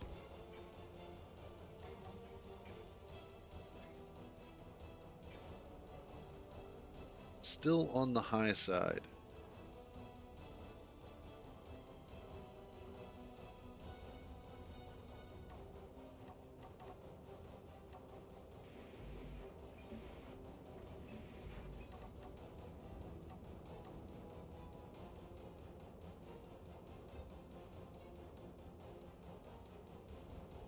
God, I just want to get rid of my lungs at this point. Okay, we put you here. This goes there. That's there. That feels better. Because then it's just...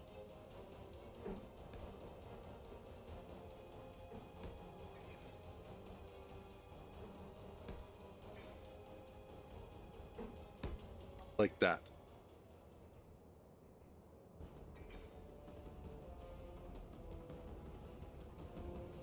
Now I can set you up to be consort. Puncture out. Or just drain all. So basically everything that you have that is not currently in something, pull all of it out. I can even go so far as to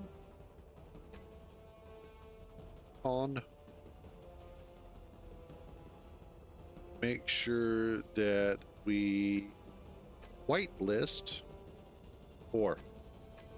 So it's only going to pull ore out of the system. It's the only thing it'll do.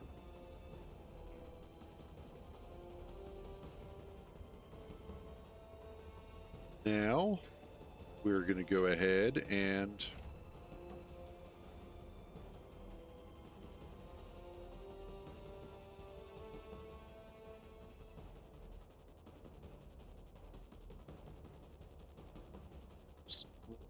a little bit too close.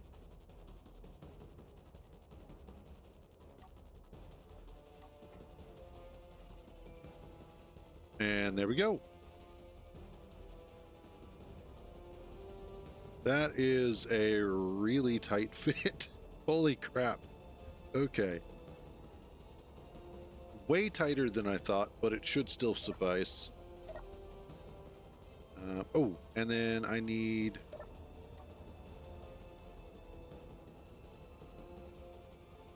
to add that.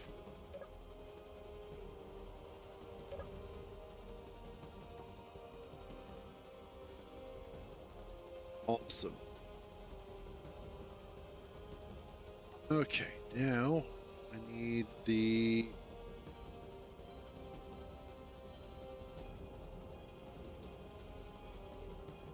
we'll call you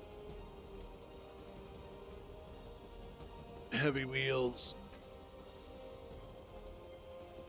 We're gonna set your strength to 20.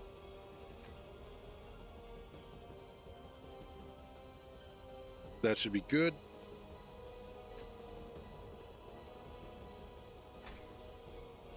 Oh, shit.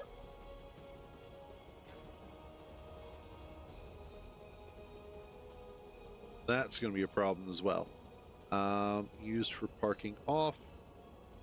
used for parking. Used for parking. There it is, right there. Okay, let's fix that.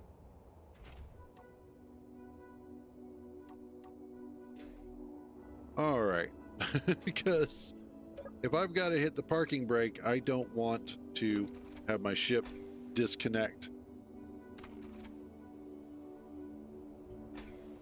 All right.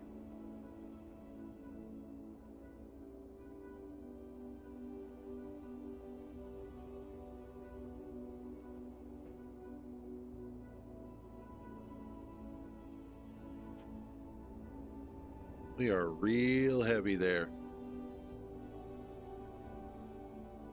Oh yeah, that was the other thing that I wanted to do, was get some gyros in here.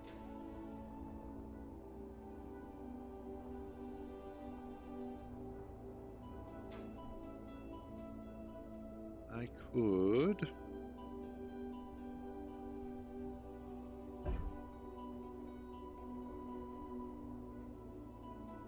Let's see.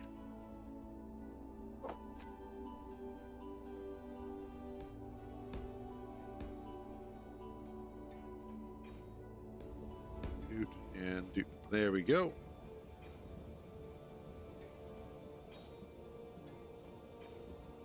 Next up, groups. Let's add the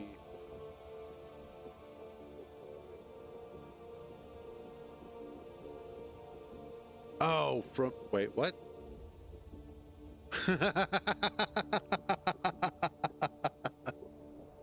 So apparently this is a carryover from the server where at some point in time, Tommy, one of your ships, was connected to the base at the same time as my ship. And so your thrusters got connected to my thrusters at some point. That's okay, yeah. We will do increase strength and decrease strength.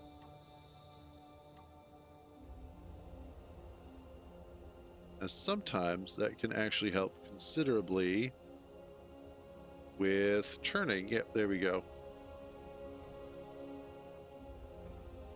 All right.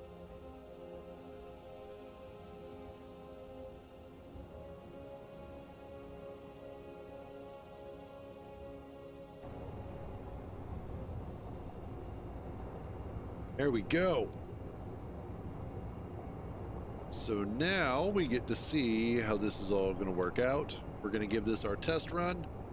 I may wind up pushing the cargo containers one block forward and just changing how they're all arranged, as I don't necessarily even need them connected to the cockpit.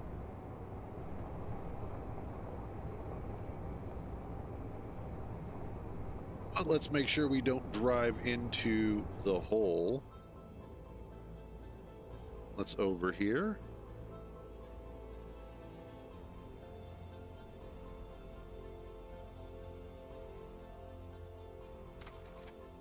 And we're locked in.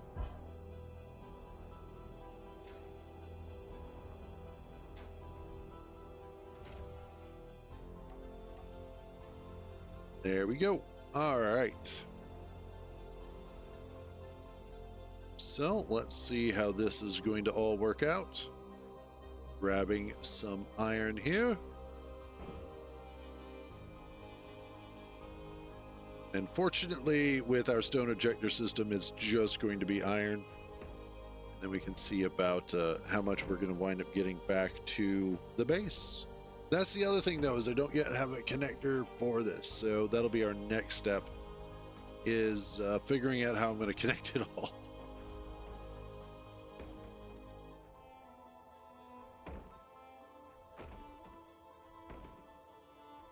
Select.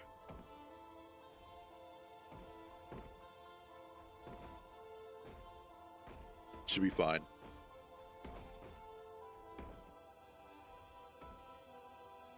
There we go.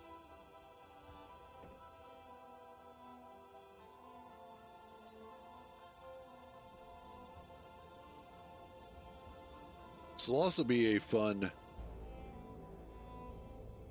test of how quickly we can get everything pulled out of here.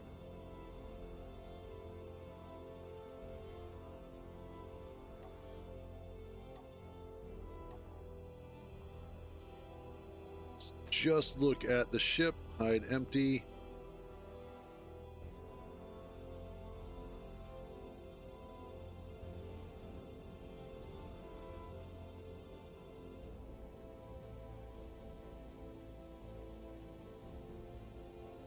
And so far, it's going through it pretty quick.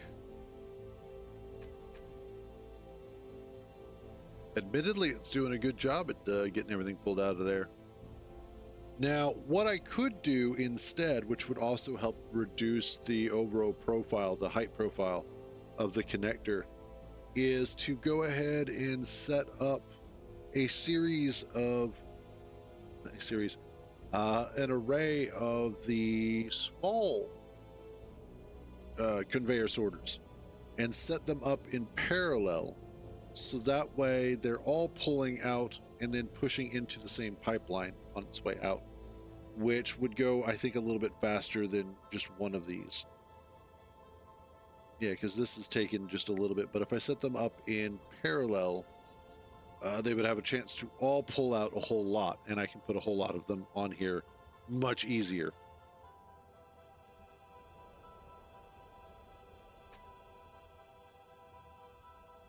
But I think overall, this is actually going to do... This is going to be a pretty good little vehicle. And we're getting to test out a new type of, well, new type of suspension. A type of suspension that I've not messed with before, so it's new to me. But it seems to be working, so there's that.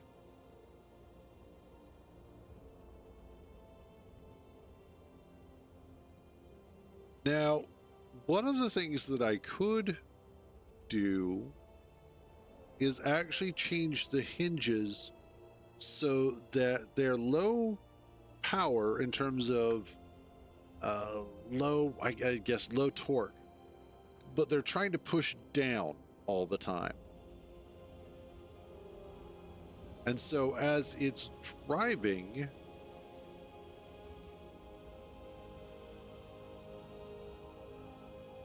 I'm not sure how that would work. That way it always attempts to keep the front wheels on the ground.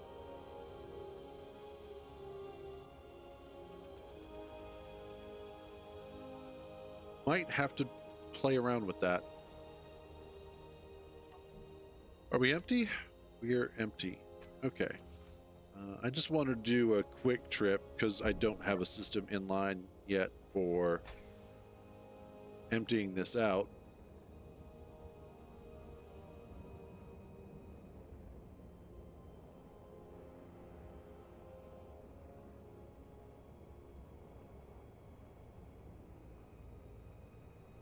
Yeah, I think this is going to work out.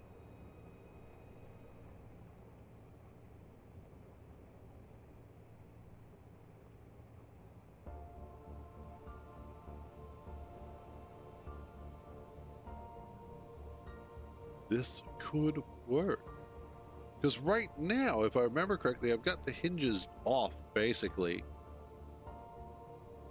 so that they're just following the terrain.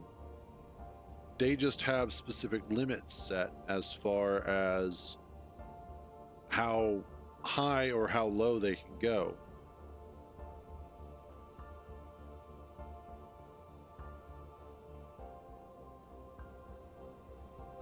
Really, it's not too difficult to navigate this thing.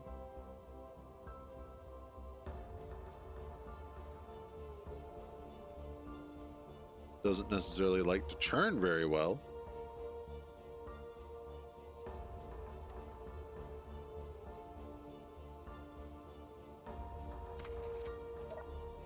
Okay. Go ahead. Whoops. We'll just drop this off.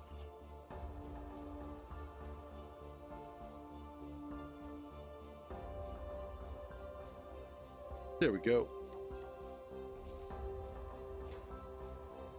And just need to come up with something.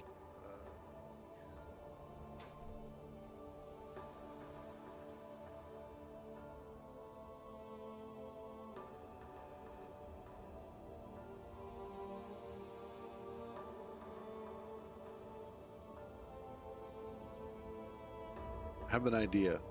But I think what I'm going to do is I'm going to go ahead and I'm going to take a short AFK for some food because I'm getting hungry, and kind of mull around a couple of ideas for the connector here. When I get back, though, I'm going to take out these conveyors. I'm going to move well, after I empty it, I'm going to go ahead and move the cargo containers forward 1 block, and that'll give us a little extra space for Puncture to be able to land here without being entirely in the way, or having these cargo containers in the way. And then we can go ahead and start looking at a solution for connecting this to the base to be able to pull everything back out of it. And then I may also redo, I don't know, I might redo this only because I need to be able to get stuff in and out of it. Have an idea. But anyway, I'm going to take a short break for food, and then when I get back, we'll take a look at some of that stuff.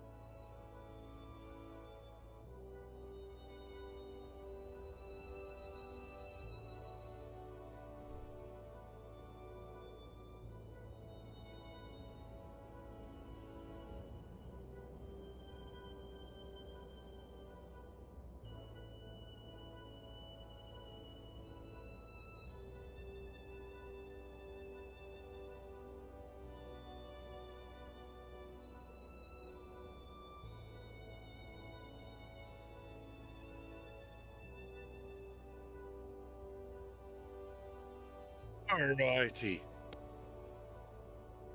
And yes, tea is always a good idea. Also, hey, Immortibus, how you doing?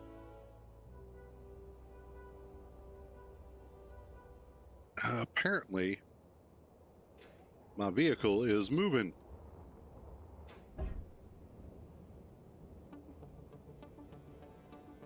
Alrighty.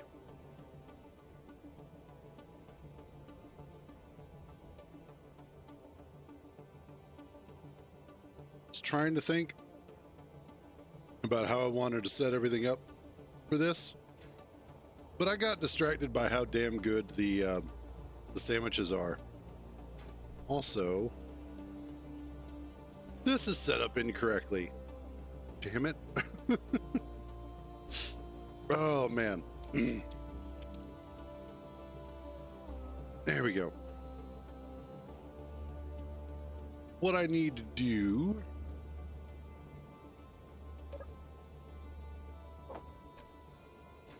Oh, there's no way.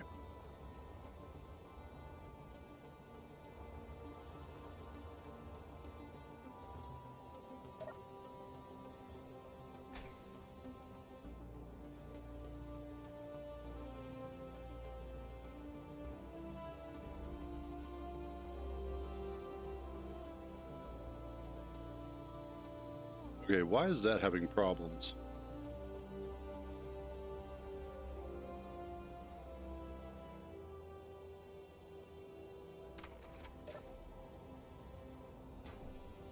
Okay, that's not in that one. That is in this one.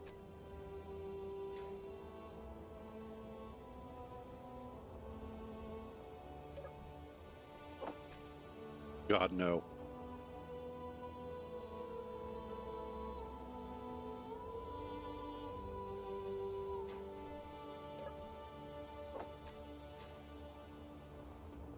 That is going to take forever.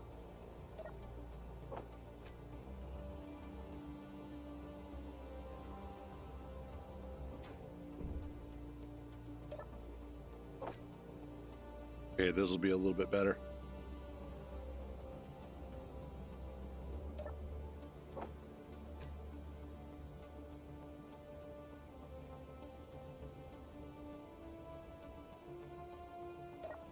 Yeah, so for lunch, I had a couple of sandwiches.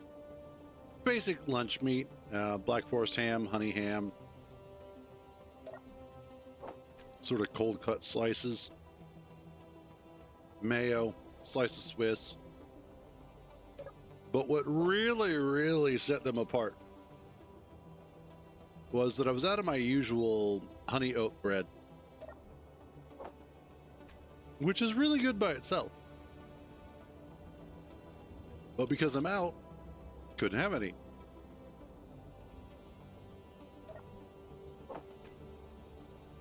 So instead,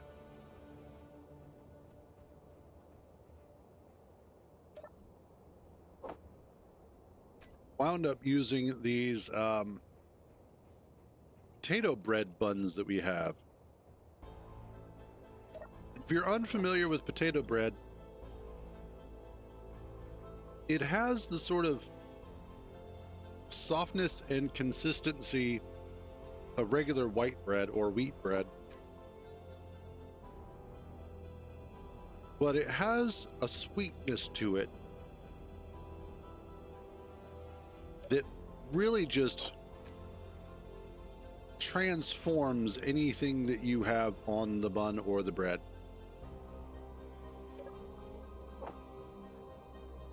Oh, Jesus.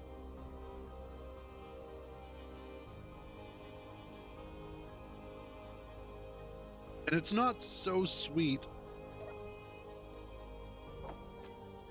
that it overpowers all of the other elements of the food itself. It's actually kind of sweetness that helps sort of emphasize the other flavors.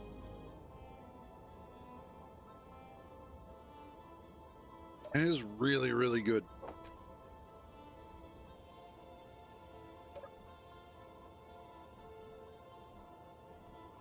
Wow, we really are just powering through that. Awesome.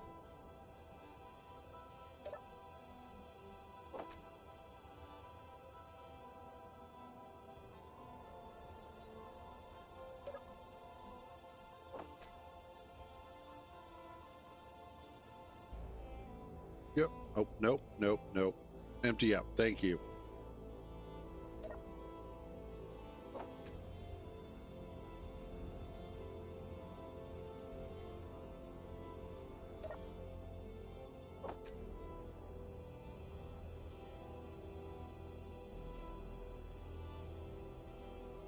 And we'll get this finished up.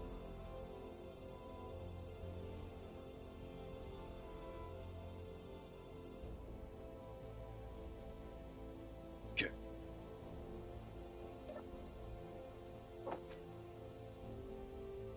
Empty this out.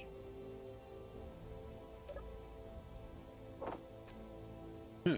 29.5 iron left. Basically, just enough for like a ring, maybe a bracelet. There we go.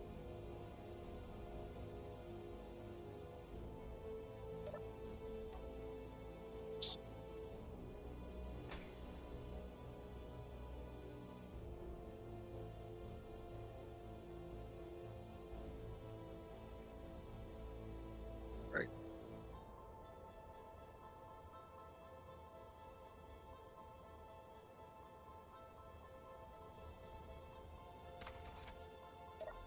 I will set that there for later. God damn it. I just want to get rid of my lungs.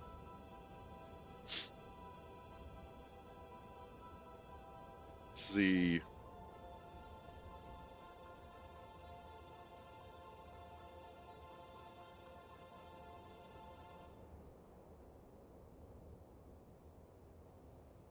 Starting to feel better in terms of the cough itself. Fortunately, part of the problem is that the more I talk, the worse it gets. Oh, nice.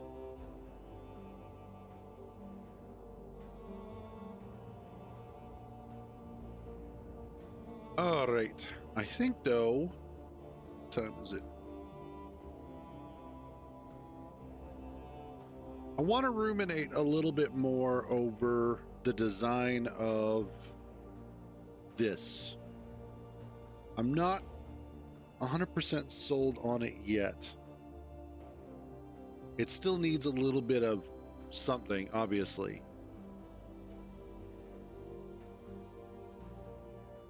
But I want to think on it a little bit more to kind of figure out what more it needs to really kind of bring it to life. I like where it's going. I just don't like where it's at. So with that said, I think what I'm going to do is switch over to either Dune. Or actually, no, I'm not.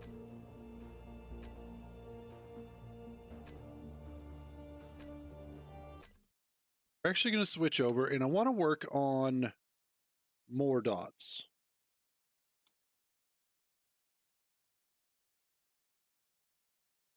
And specifically more dots Mark II. Because I was having some ideas with that.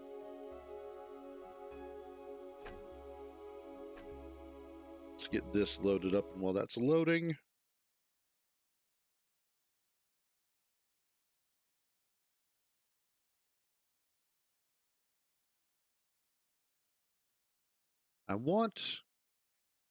so what I'm thinking about is one of the things that Dots had pseudo requested was having thruster pods off the front of the ship, very similar to the pods from episode 1, Star Wars episode 1, the pod racing scene, which, by the way, if you have never played that game, you have missed out on an amazing racing game. And it's one of those that it needs a proper remake. I know there was a guy who was doing a demo of it, if you will, in Unreal Engine, and it looked fantastic. But it needs like a proper working on.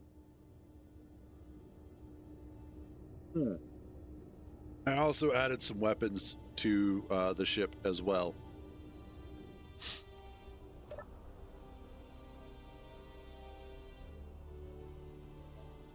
Let's come out here. All right, so while I don't necessarily want to put... Good enough. I don't necessarily want to put like engine pods straight out the front. I am considering the idea of sort of a swept wing design coming out and forward and then down for additional thruster pods. And in that way, I can turn this into a tail section for holding on to the mining ships.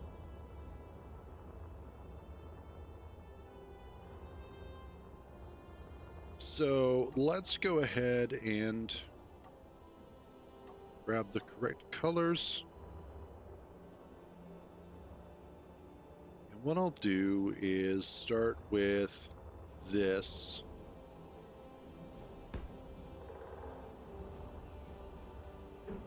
And we'll kind of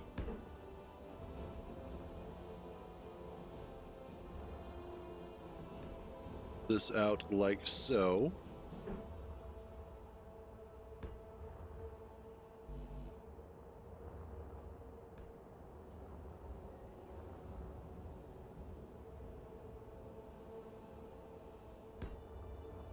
Actually, no, get rid of that.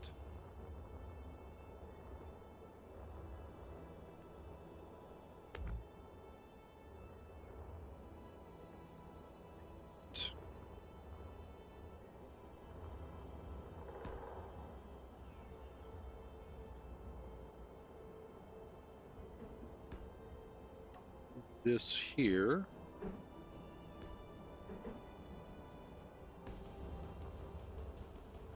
No, I don't like that.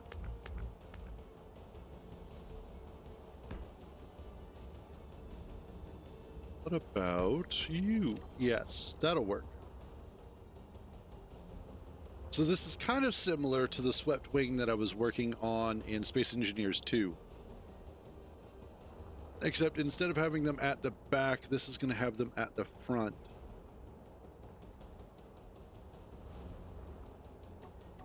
And actually, let's get rid of that. Actually,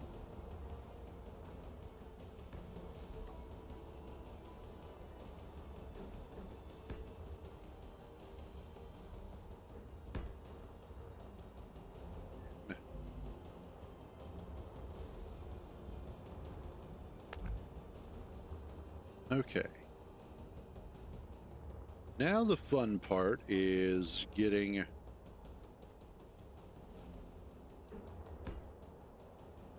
this down here like so.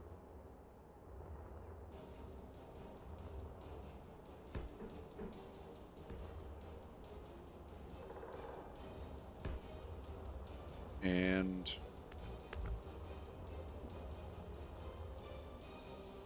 making sure that this is going to look decent. Oops.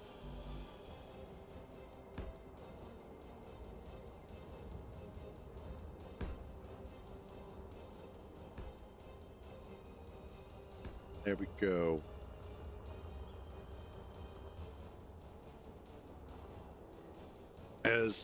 Hey, what's up, Spectre?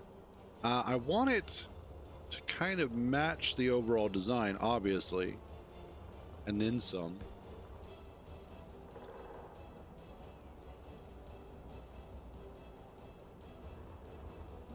And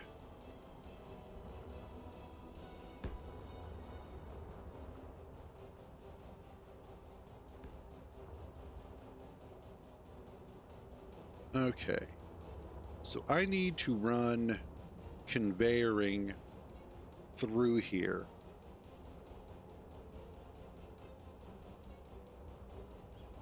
Let's do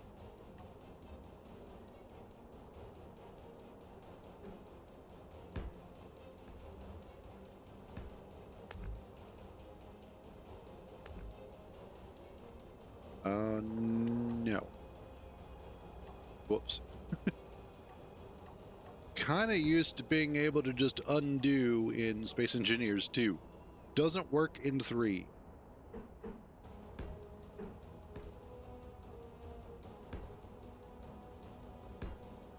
Oops.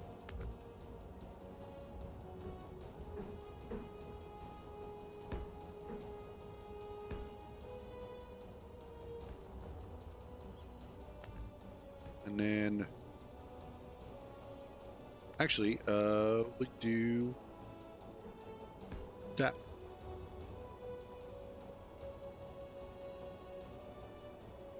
And then bring you to a junction.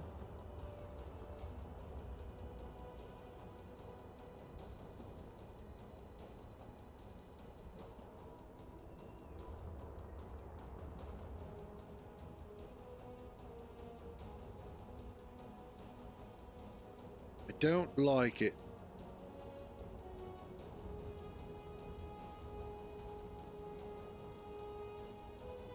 It feels wrong.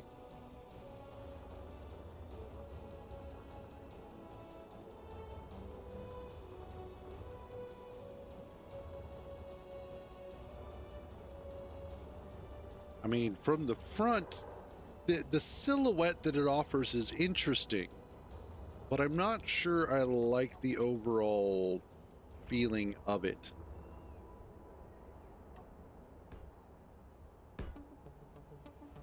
I think part of the problem is just going to be getting all of the armor on here in a way that complements it.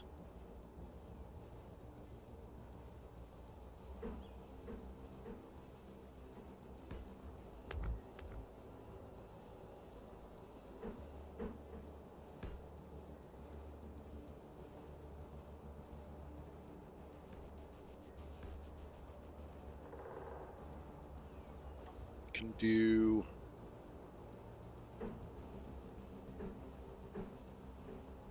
that.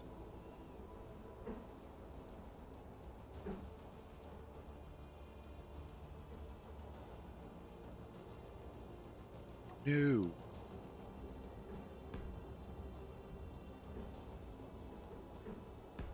That instead.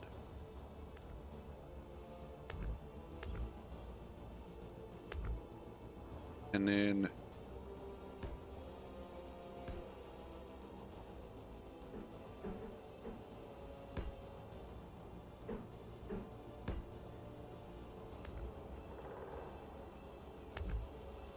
whoops. Oh well.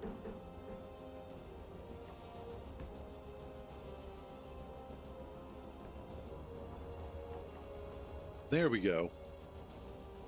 I think that works a little bit better.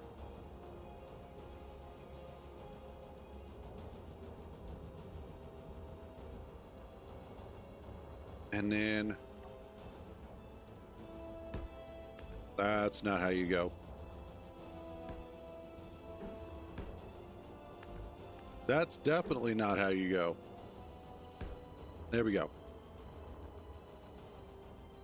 I've already gotten used to the way the controls work in Space Engineers 2. That's part of my problem.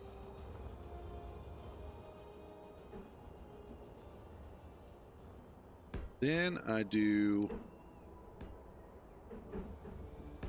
this and this.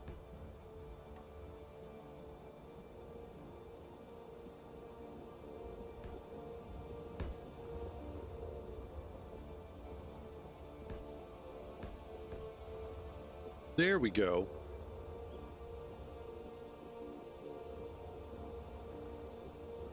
Now I'm probably going to want to get rid of you, and you.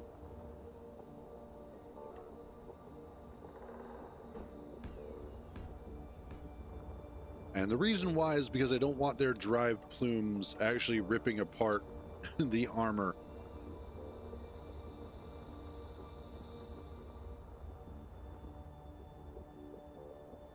And so that's one of the things that I need to pay attention to. The other thing is I need to figure out where I want to put large thrusters, because right now I'm just using a bunch of small ones primarily for positional adjustments like RCS thrusters.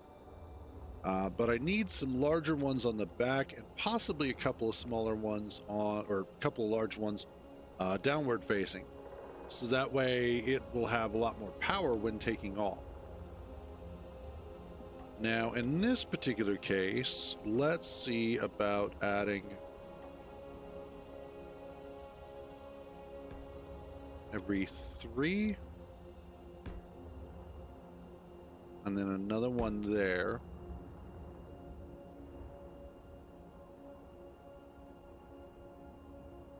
Do that.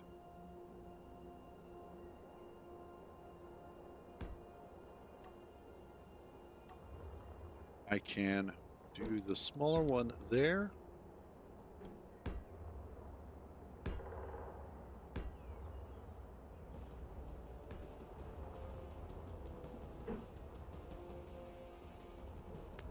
What if instead do you there and I slap a larger one on there?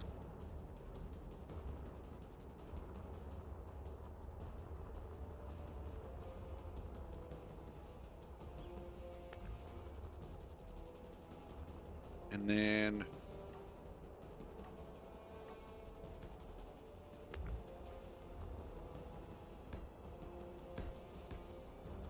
yeah, this could work here. So what I'm going to do is have this smaller cluster up here. In fact, I may actually take you guys out.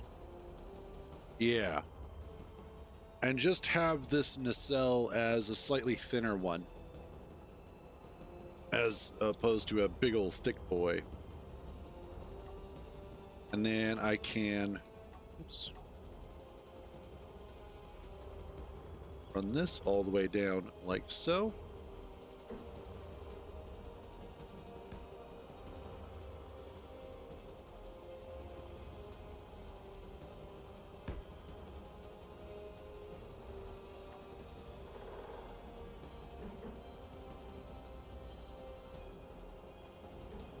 If I do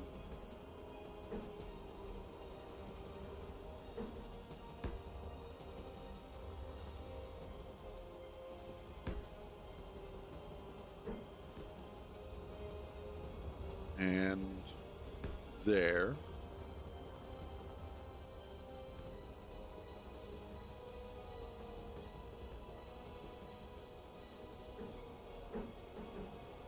I love how dramatic the music gets while you're just, you know, constructing.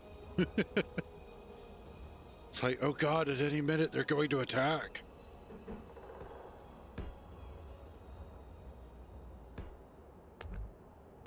Actually, no, that, and then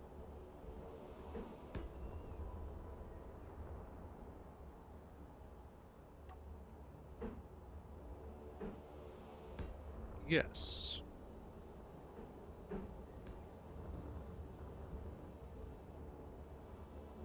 There we go.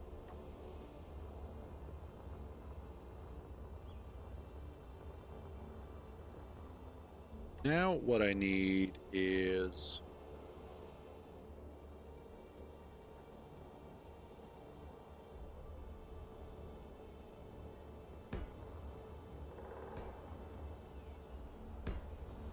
air. Now I want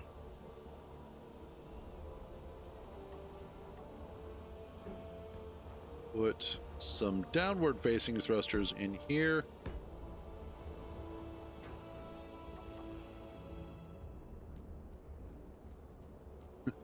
I'm a little bit worried about trying to cut this thing loose so far and to see if it'll fly. Only because of the fact that I don't know if I have enough thrusters on it.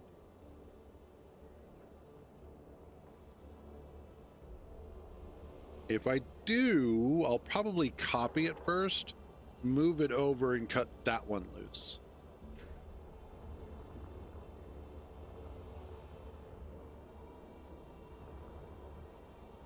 And then, with the way this is designed, I could use the nacelles as sort of landing struts as well.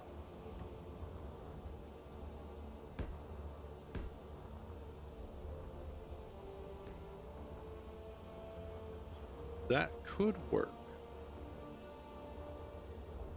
And I don't need...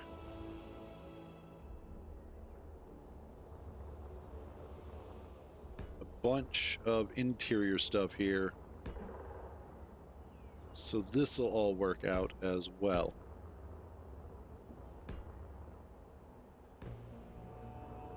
Okay.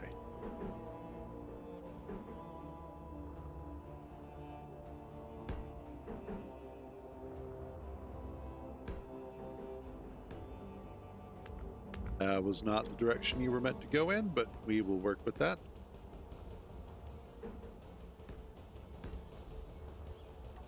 Pop you here.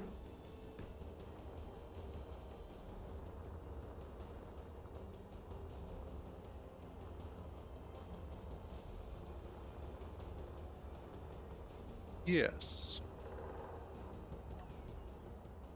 Yes.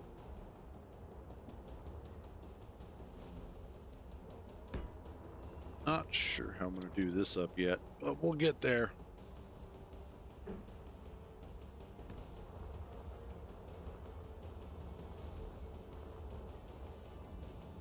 All right, now for the bottom of this, I'm actually going to go ahead and use the 2x1 slopes again.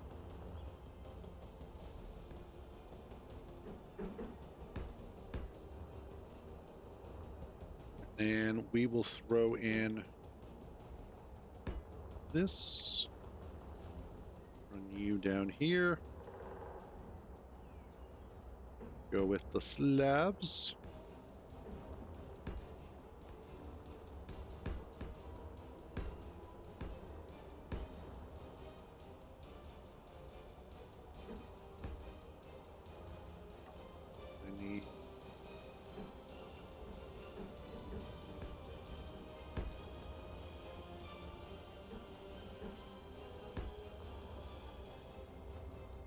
Yeah, there we go.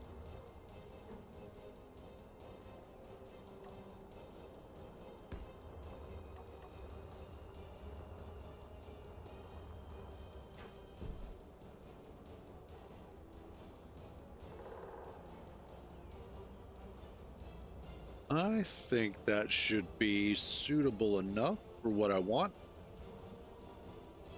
Nothing perfect, but definitely better. I still don't know how I'm going to get these wings to work out, though. I should say the struts.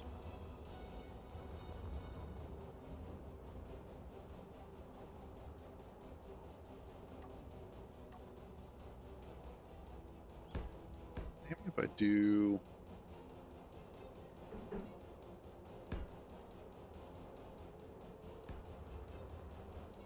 something like this, maybe?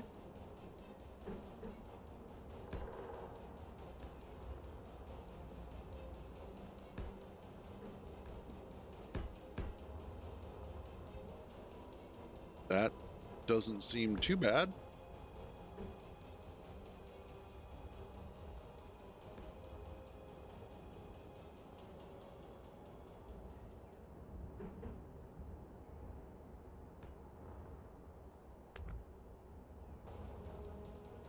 Yes, actually.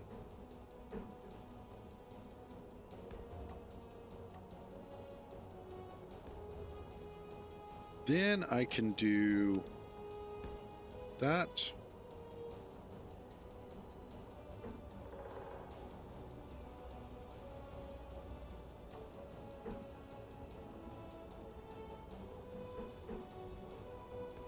To there. Which feels all sorts of wrong. Let's be realistic. That just is not working.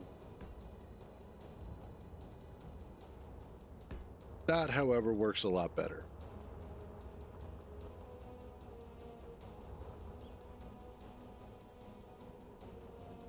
Yeah, kinda.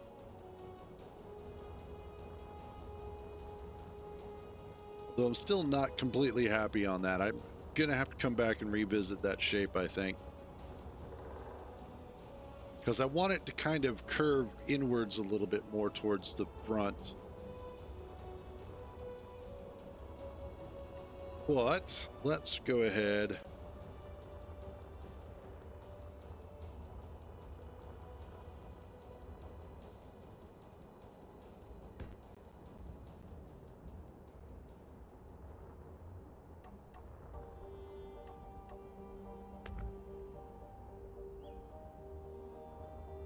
All right. She floats.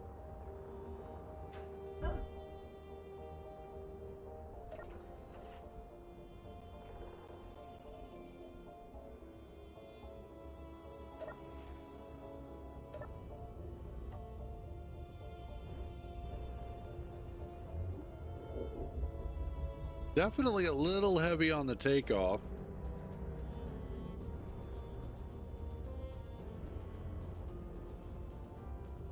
Agile, though.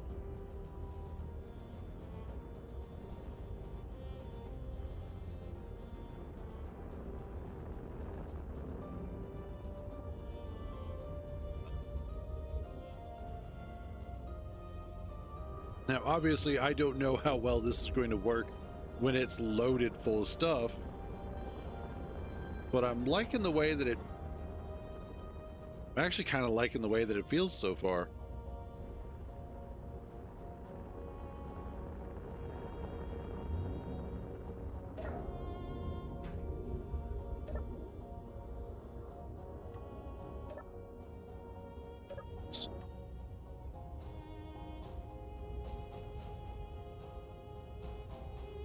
That lifts up out of the way.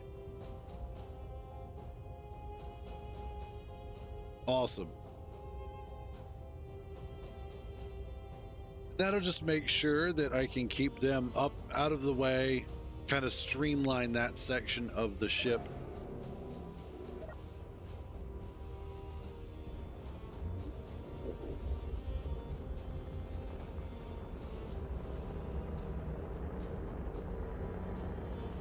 See if we can get some altitude.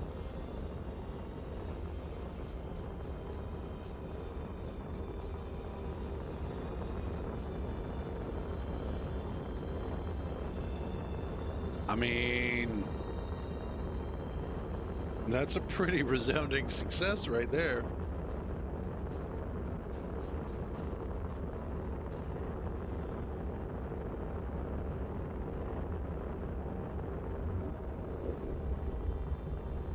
Oh, yeah, that is part of a problem.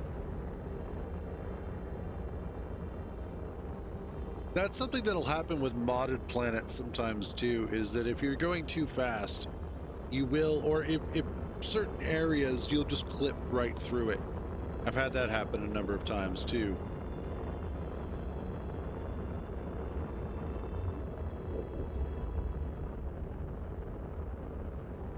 But, I mean, the ship's working so far.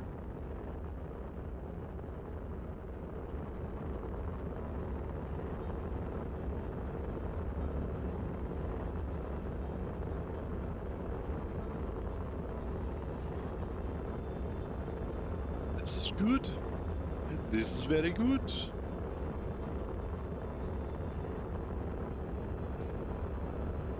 Tea. Okay.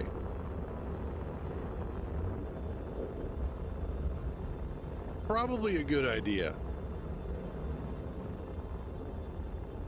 All right, let's see how well it hovers. Awesome.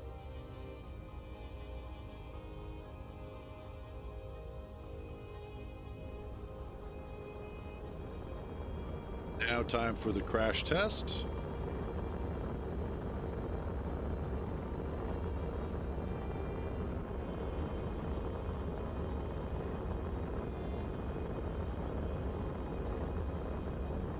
and especially with subgrids.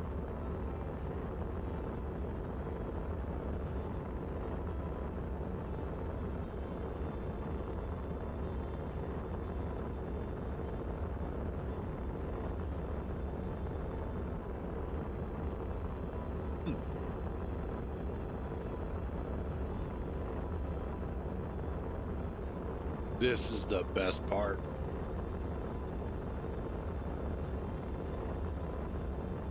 Let's see if we can crash nearby.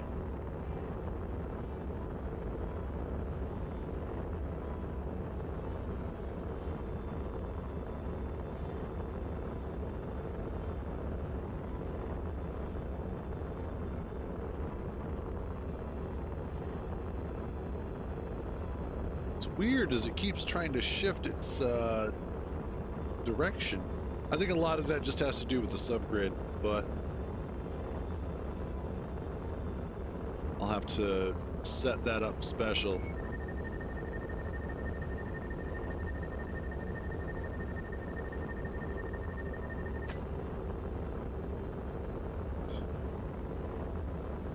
Here we go.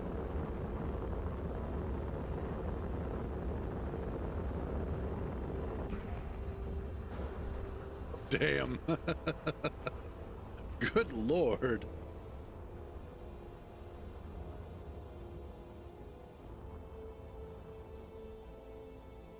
Awesome.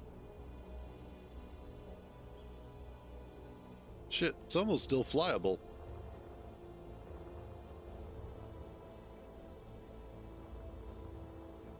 Yeah, found the ice. All right, let's go ahead and clean that up. Cool. So,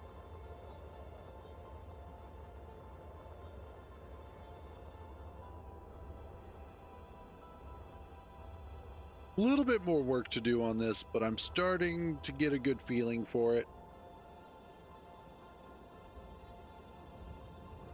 Still have to play around with the wings. I may actually just kind of leave them like this.